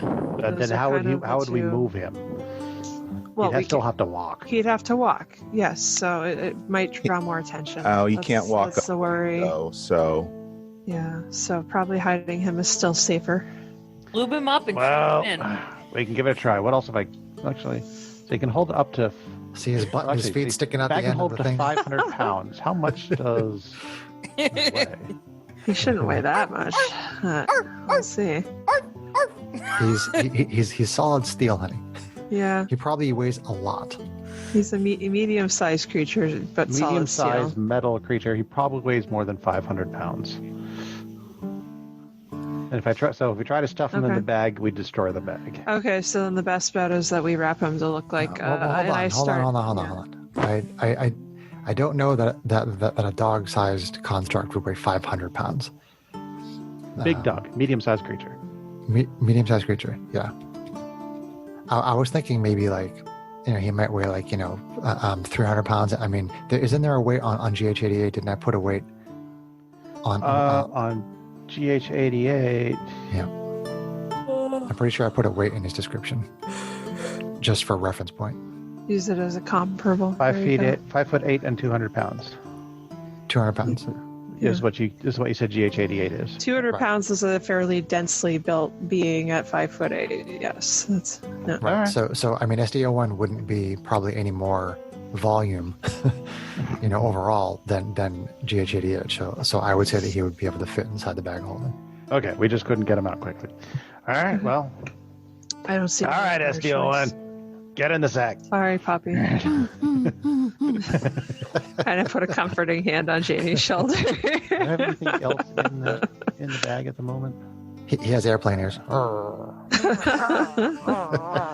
I don't think I have anything else in the bag at the moment. I pack enough extra wraps that if we do have to wrap STO1 at some point, that we have it. So I put That's a that in my That's all right. sack. Okay, I gotta All go. right, we have spent My pack. now that we have spent way too much time on this. Uh-huh. Okay. Yeah. I got time limit here. Being today. cool role Fun. playing. Okay, so we I kind of quick question. I look at Alta and say, did you meet this Rathotap figure up at the top of the pyramid too? Unfortunately, just my captain met him. Okay. We did. Oh, well. Chris, if I think back in my recall of being in that space up at the top of the pyramid, was there any glowing crystally thing or something like that I could remember from being in that space? Like something that would potentially be the energy source? Well, there are all kinds of control panels and switches and things. Too all over the ornate. place. Never mind. Okay, I didn't know if there was like something obvious, like on a dais or something that I would remember. So okay, all right. Just Rothatep was sort of Okay. like thrown. If we need like the sashes and stuff, maybe we can just wait for the next group of workers to come in here, ambush them, and take their sashes.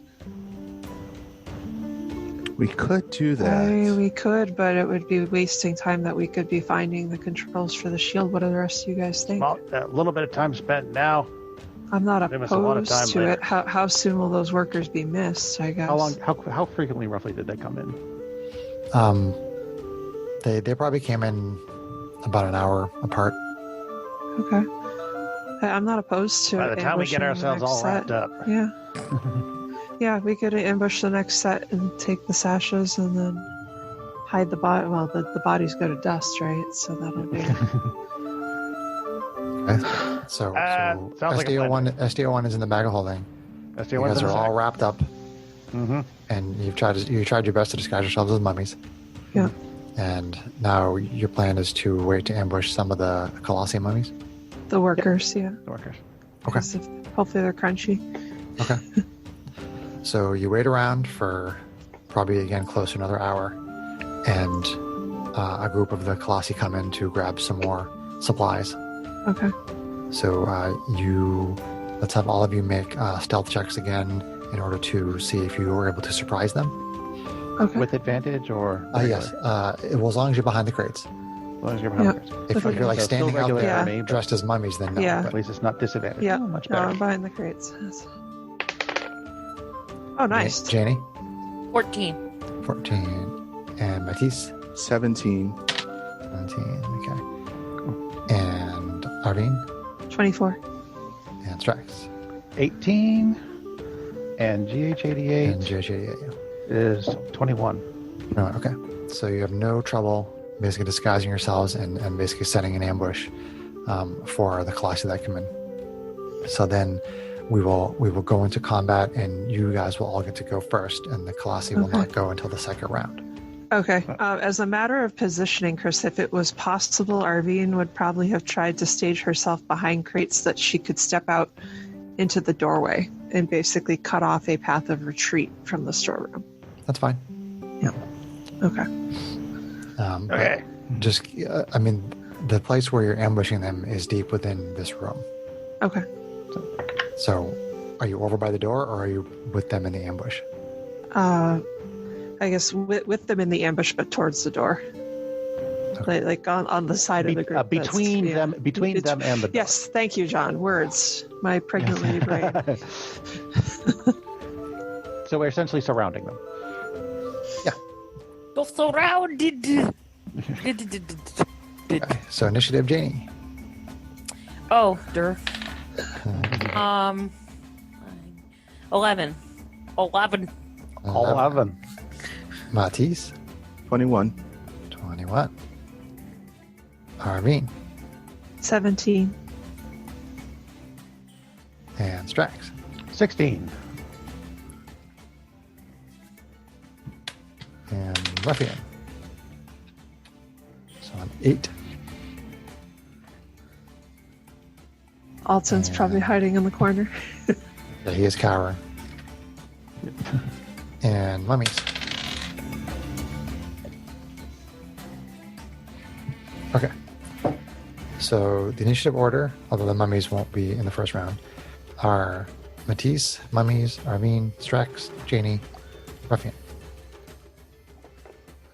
So we will start with Matisse, our diva paladin. Okay, so I go 2 attacks on the first one I see. Okay, so that's 20 to hit, 20 will hit. and that's going to be for 9. 9. Okay. And attack number 2. That's going to be AC 19. I'll hit. And that's going to be for 10. 10. That one seems to be barely holding on. Then we go to Skip the Mummy's RV. Okay. Swing on the one that Matisse already heavily damaged. Okay. How many are there, did you say? There's 6 of them. There's six. Okay. So that'll be, let's see here, 20, conveniently, 22 to hit. 22 will hit. That's right, dice for damage I get too. Yes, that's not great. 7 slashing. Okay, so you drop the one that Matisse had bloodied. Okay. So then I swing on another one, whoever would be closest to being able to run out the door.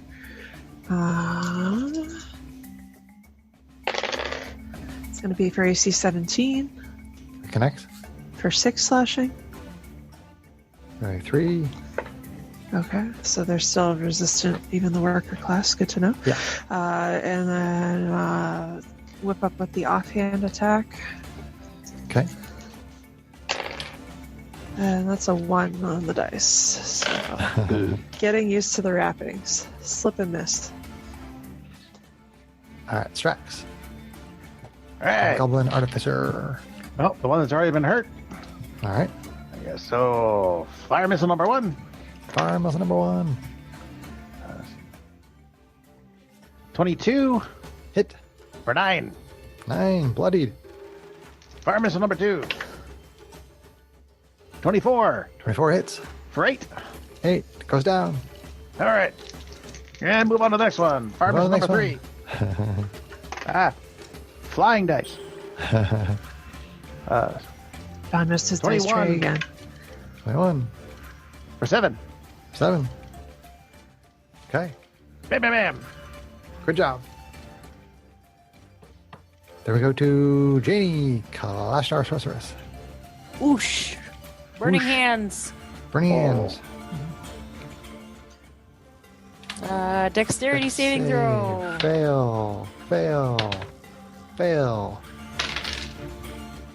Ooh, yucky damage. 6. Fire.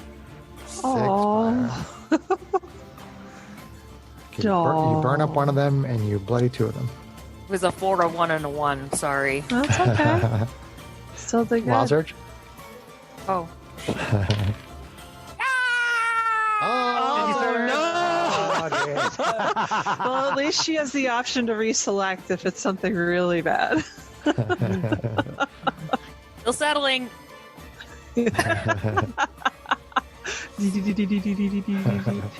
Still settling. I miss watching the D100 roll. Aw. Okay, it's a 23. Okay, what do we got? Duh. My skin turns a vibrant shade of blue. You can't see it under the wrappings. So. A remove curse spell can end this effect. Hey, Matisse, we match! You can't. You're covered in wraps though. You can't see your skin. Janie turned into a Smurf. I feel weird. And turn. Just don't start going la la la la la la. All right, Ruffian tries to bonk that guy, and he Oink. does. For... Done with wild search for a while. And then back up to Matisse. Matisse. It's who's there? One left. There are 3 left. 2 are bloodied. Okay, so I'll go hit one of the bloody ones with an attack. Okay. Okay, so that's going to be 22 to hit Hit. for 10. Dead. Or Okay, destroyed. next bloody one. Destroyed. Critical. Wow. It's gonna be some overkill if that dude was already bloody. He's already bloody. Pasted. That's 3 extra dice. Why is it 3 extra dice? Oh, 1 extra dice. That's right. Yeah, one extra. Okay, so that is going to be for 11. 11. Okay. 11th. because I rolled a 1. So I'm just going to say you all cut that last one down. Okay. It doesn't take much time. You cut them all down, and you basically have the sashes that the Colossi wear now. Good. And I can use mending to heal the burns. The burns on the sashes. No. Because I went. Mending is a great spell. It's awesome.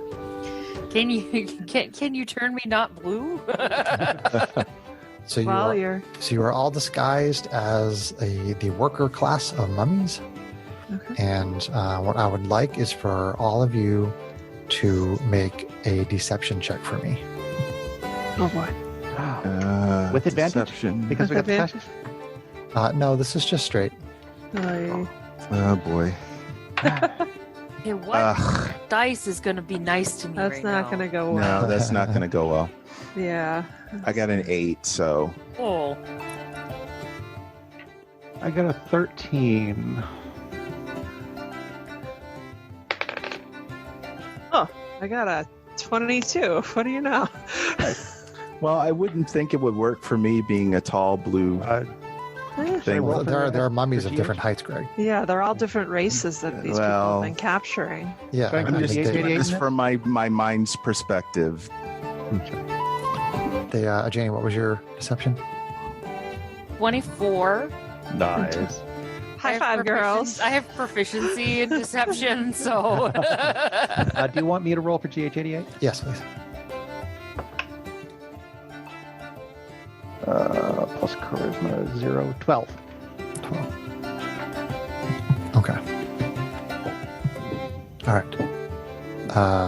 Let's see. Oh, I suppose Alton should also make a deception check. And Yeah. um, Arvine kind of looks at Alton and asks, do you have any fighting skill at all? I have some extra weapons I could give you if you do. He says, "I was just a general laborer. I mean, I could try." Okay, I'll hand him one of my wakazashis, just that he has something to defend himself with. Okay, he reaches for the blade end of it. Oh no! Don't give it to him. He kind of sighs and flips the handle around and makes sure he takes the handle. Oh, Here. sorry, right, of course. here I got a spare shield too. You can borrow that. Keep him Okay. alive. Or making it easier to keep him alive. Yeah. Not doing this for me. I'm doing this for you. Not doing this for you. I'm doing this for me. Baka. Whatever. Baka! What about Ruffian? Right, Ruffian. Yep. Ruffian. All right. Well, let's see what we got. Remember to shamble. Okay, so there actually isn't enough sashes for everybody because there's 7 of you. That's all right. We can kind of hide. So tuck- basically, you're gonna tuck somebody in the middle of the group. Yeah, I'll basically. put Alton in the middle with. Yeah. All right, so you've got yourself disguised. You don't really know how convincing this is going to be. You are still inside basically the warehouse storage area where they keep all of the, or they keep some of the mummification supplies. And Yep. let's see. Let's have everybody make intelligence checks to sort of recall maybe like the general layout of the area around here and around where the cells were. Okay. Everyone just make a straight intelligence check. Add your intelligence modifier to the die roll, please. Janie, what'd you get? 13. 13. And Matisse. You're muted. 12. 12. 13, 12. Arvine? 15. 15. Strax. 20. 20. Okay. Strax. All right. So you kind of have a general idea of what you saw between the area of the cells and the area of this little warehouse. And there you saw some embalming rooms on the way here, where you saw what you believe to be the embalmers and the acolytes working together to mummify whoever they happen to have captured from the cells. Beyond that, you're not really sure what was. I mean, before you got to the cells, you had just gotten off basically one of those lifts, and it pretty much came into the sort of like detention cell area. So that's the limit of the knowledge of what you have in the immediate area around you. So you all tell me where you want to go, what your plan is. Well, I'm thinking that lift is probably a first good place to start. Yeah, I mean, my Working off the Strax. assumption that much of these kinds of controls are probably somewhere towards the middle of the ship because they're kind of important. Yeah, Arvine agrees with you. I definitely think that more towards the center and possibly more towards the top. You know, I hope we don't have to go to the quote God's chamber himself to try That could suck. to figure this out. Although if we I take would them think- out, we could probably get a lot of answers. I would think that they would have more of the stuff of importance towards the middle of the pyramid as well, and maybe as we go, we'll find a room that has enough significance that Matisse can help to. Yeah. Well, maybe we'll find a directory ourselves, along the so- way. That's not going to do anything from here. Okay. Everybody grab a crate and let's go. So Yeah. what are you doing? Well, Grab a crate and let's go. the mummies Nobody- weren't taking whole crates. Well, just grab some supplies and let's go. As long as we look like Okay, we're just working, act nobody's like going to bug we're- us. Yeah. Okay. Where that's fine, but where are you going? Gonna try to make our way back towards Right. that elevator. So Okay. I kind of cock an eye at Strax and say that some people might question us if we're taking embalming supplies not towards the embalming rooms. As long really, would you? Yeah. Oh, well, that's because you're weird. Most people just don't want to be left alone. So those magical elevator things, Yep. they are all over the ship in different areas. Okay.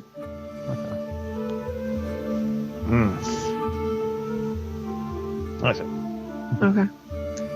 So we try to make our way carefully. Like I would say, if we're not being seen by people, that being stealthy is good. But then if we're in sight, we just act like we belong there. act But casual. generally head towards the center. Shuffle of the ship. casual. Center and start working our way upwards and checking rooms as we go. Okay, so you're moving as much toward the center of the pyramid as possible? Yep. Okay. All right, so you begin to make your way, and you go beyond the, you start to walk past the embalming chambers that you saw when you were running between the cell and this room, and you see inside one of the rooms that there's an elven woman who is basically strapped to a table, and she's crying out in pain, and you have heard some disturbing noises and cries of pain during your time in the cells as well, because it wasn't that far away. So do you keep on going beyond that room? What do we see? Like how many people or beings are in there with her?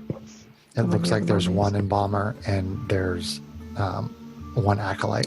It looks like the two Okay. of them are working on this woman. I think that Don't blow our cover. Let's go. Arvine would want to try to find another ally. I kind of exchange look with Matisse and see. I feel like I've already Jamie. decided what's going to happen. Okay. So are you moving towards the room and drawing your weapons? Because I Arvine would might follow. quite be doing so. Yeah. Okay. Okay, so Arvine Matisse follows starts to- Matisse's lead. So you move into the room and you have your supplies. God, I Strax, Strax I is- hate do-gooders. I whisper to Strax, I have enough wrappings to wrap up one more person. Come on. And Strax, you can go ahead and attack them and use your All right. skills to. Don't threaten me with a good time. Let's go. Okay, so basically we try to ambush them. I'm hoping we can get somewhat of the drop on them, 'cause we Okay, look so like- Matisse, you're on the front, right? Yes. Okay, so I want you to make a perception check as you enter the room. Critical. So perception. That will be 23. 23. Okay. So right as you start to go into the room, all like prepared and amped up to try to help this woman, you see the acolyte is basically taking a large, like two handfuls full of this woman's internal organs Oh. and dropping it into a bucket. Oh. And you see that she doesn't really seem to be moving or making any more noise. Oh, So I just put my hand up and stop Arvine and say, Okay. and I give her it's too late Okay. to help her All right. Okay, so retreat. One of the embalmer that's in the room kind of looks up and takes notice of you. Yeah. He doesn't. The embalmer doesn't seem to really react. Yeah. Just sort of goes back to its work, and Yeah. you're able to walk out and leave the room. So Okay. okay, so you continue toward the middle, and what I want you guys to do is I want everyone to make. Let's see. Let's have you make perception checks as you get toward the center of the temple. With advantage because I want it.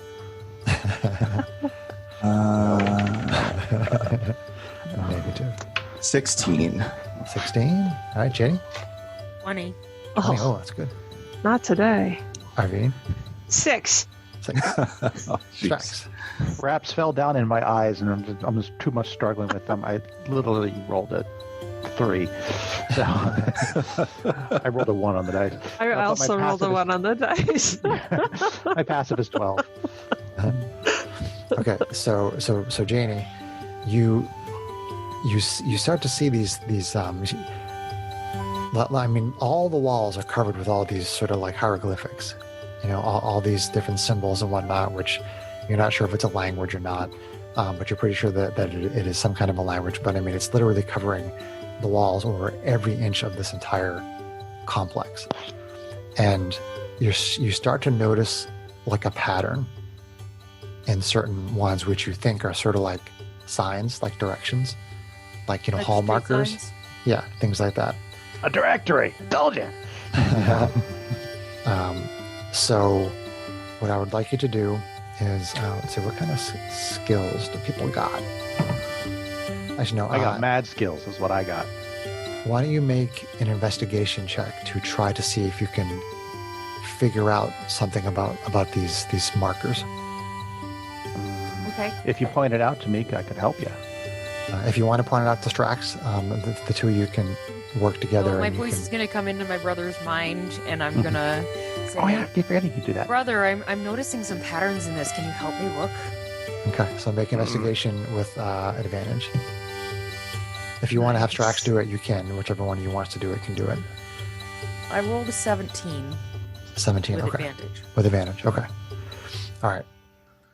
So between the two of you, you think about the other floors that you've been on, and you start to put some pieces together, and you think you have a general idea of what of the symbols that basically mark, like, detention area, embalming area. And you think if you were to continue to move through the temple as you are now, you would probably be able to discern what levels were for like propulsion, or defense, things very simple terms like that. Self-destruct. Maybe not that, but Maybe not. Aw. okay. So Yeah. so you basically find your way to the center, and there is one of those sort of light elevators of light there in the center. Which direction do you want to go, up or down? Do the signs around give any kind of indication, I guess? Not at the moment. Not at the moment. I say down. We were trying to towards the recall, middle of how the ship, far weren't we? down did we go after we... Thought it you was guys like probably 30 floors, so. went about a quarter of the way down. So So from the you're top. You're closer to the top than you are to the bottom. So I say down. Down sounds like it would be more towards the center of the pyramid. I would like to go down. Alright. Going down. Okay, so you get so you step into the corridor of light, or I should say into the beam of light that runs from floor to ceiling, and the sort of rings of light around your feet appear as you step into the air, and then you think about moving down, and all of you start to drift down together. So let's have the entire group make a perception check. Each of you make perception checks looking for these different symbols and whatnot. Assuming, Janie, that you share some of this telepathically with the rest of the group. I suppose. And yes, I did share it telepathically because. Okay. I'm I just figured. like- Awesome. I figured. Oh man, I am not perceptifying well today. Perception for Janie. It's lower than my passive, so 13. Okay, so give me a pass of 13. Okay. Matisse, Yep. It's lower than my passive, so 13. 13. And Strax, Third verse, same with the first. 12. 12. And Irene. Again, my passive 15. I should have said that on the last check. Okay.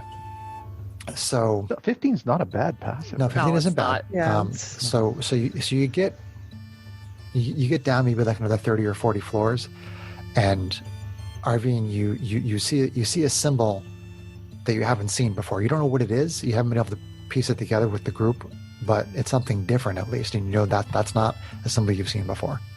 Okay.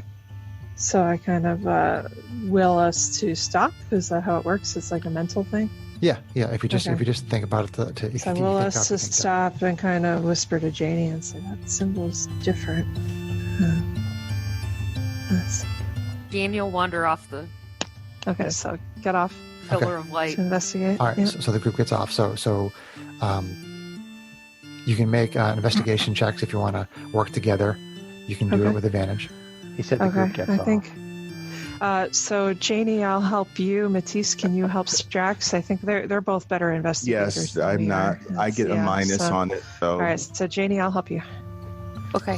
All right. All right, Strax, I got you. Have a look Ah. around. I just rolled a 1 and a 3. Oh, it's happened to me That's tonight. all right. I rolled a 4 and a 5. Oh no! 4. Yeah, so that's a 9 for me. Okay, and Matisse. Well, it's your passive investigation. I'm sorry. It was 14. Janie and 11. Strax. Yes. Janie and Strax were the ones that were doing it. Okay. and 11. 11. John. My passive passive. investigation is 14. 14. Okay. Which is pretty good. You're not exactly sure what the symbol means.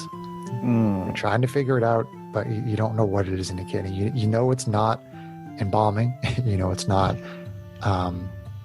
the cells, the detention area. You know it's not storage, but you're not really sure what it is exactly. Well, we'll just have to go Okay. look. Okay. So you want to just keep going on this floor? Adventuring! Here we go! Check it out. Adventure. Maybe we'll see some other familiar symbols that help us to piece it together. To the pain! So you start to move along on this floor, and eventually you start to come to an area where you believe it opens out into one of those recesses where like the ships are docked and they have the ballista there for defense. Hmm. So you think you're coming up to basically the area that you were in at the beginning when you first docked, and that sort of middle recess. You think that these paths that you're on right now, these hallways, are going to lead to that area. But we're not so Okay. lucky that we can actually see our ship. That depends. Well, even You- if we could, we can't get through the air envelope, so. No, but Mm, it'll be right. nice to know where we need to run to after we hit the self-destruct. Yeah. Can we go just far enough to see the openings? If we start to think that that's where we're going, can we go until we see the docks and just if you want to. confirm that this is how we get out, and then go back in to continue investigating? Okay. Yeah. So you move in that area, and just as you come around this corner, and you basically can see, a docking area. Yeah. There is a Sanfa that walks up to your group and says, "This is not the embalming area. Why are you here?" Okay. You're all carrying supplies and everything, right? Still, so you're kind of out of place carrying embalming supplies down here at the dock. So this Sanfa is like, "What are you doing here?" Retrieve I say- something from from one of the ships. I'd say that the Sanfa told us to bring supplies to the docks. Let's have I don't know. John. Why don't you make a deception check? Which is always my best roll. Well, you're trying to sell this guy. Cocked.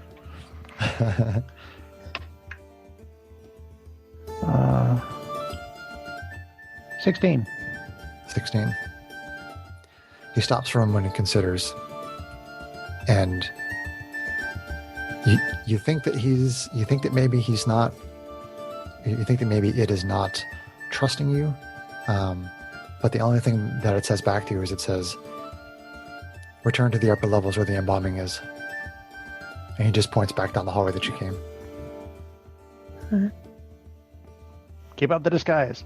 Is he the only one there?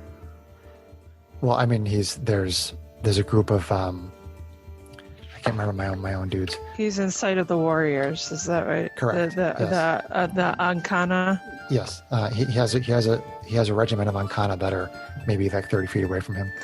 Okay. He kind of broke away from them to be like, So- "Hey, who are you? Why are you here?"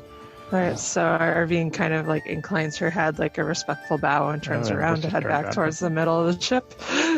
All right. I mean, you did see that is an area that it is the middle recess. Okay. Okay. So our ship would be around there somewhere. Mhm. Okay. Well, assuming you're on the right side, because there's 4 Yeah. sides. Okay. All right, so essentially, the Sanfa tells you to turn back the other direction.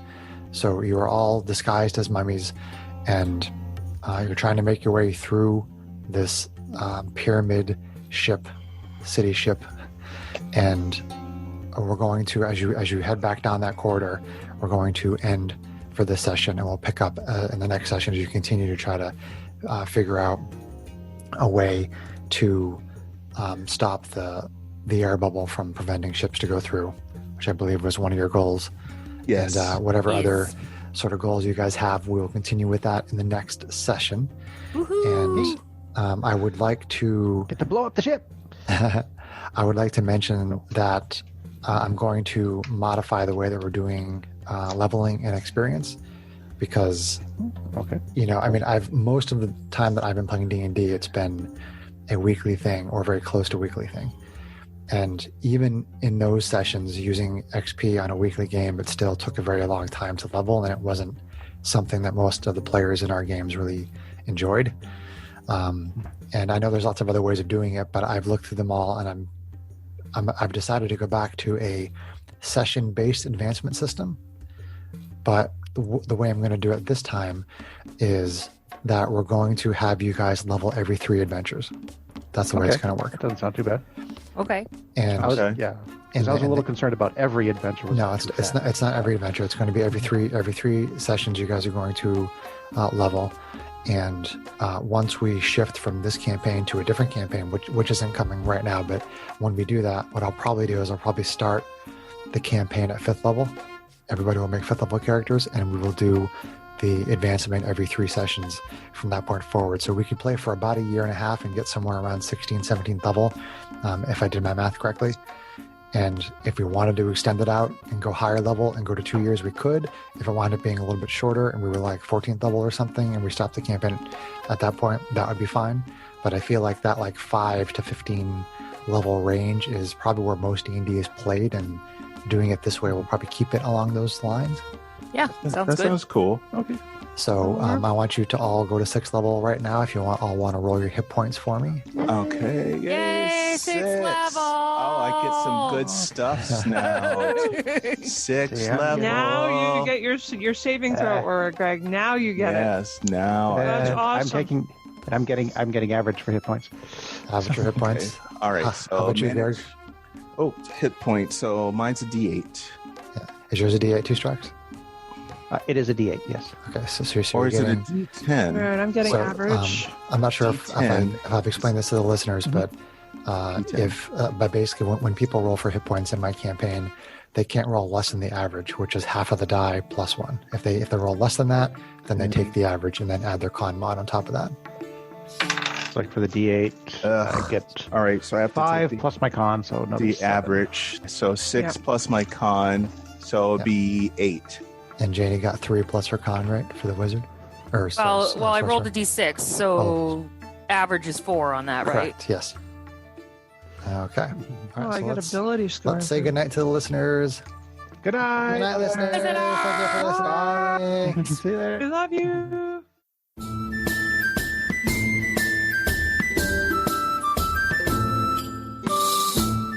If If you enjoyed this podcast, please leave us a review anywhere this podcast can be found. Our social media links, plus additional content, can be found on our website at knightsofroleplay.com. Please tell your friends about Knights of Roleplay and Adventuring Podcast, and spread the word through social media. Your help and support are greatly appreciated.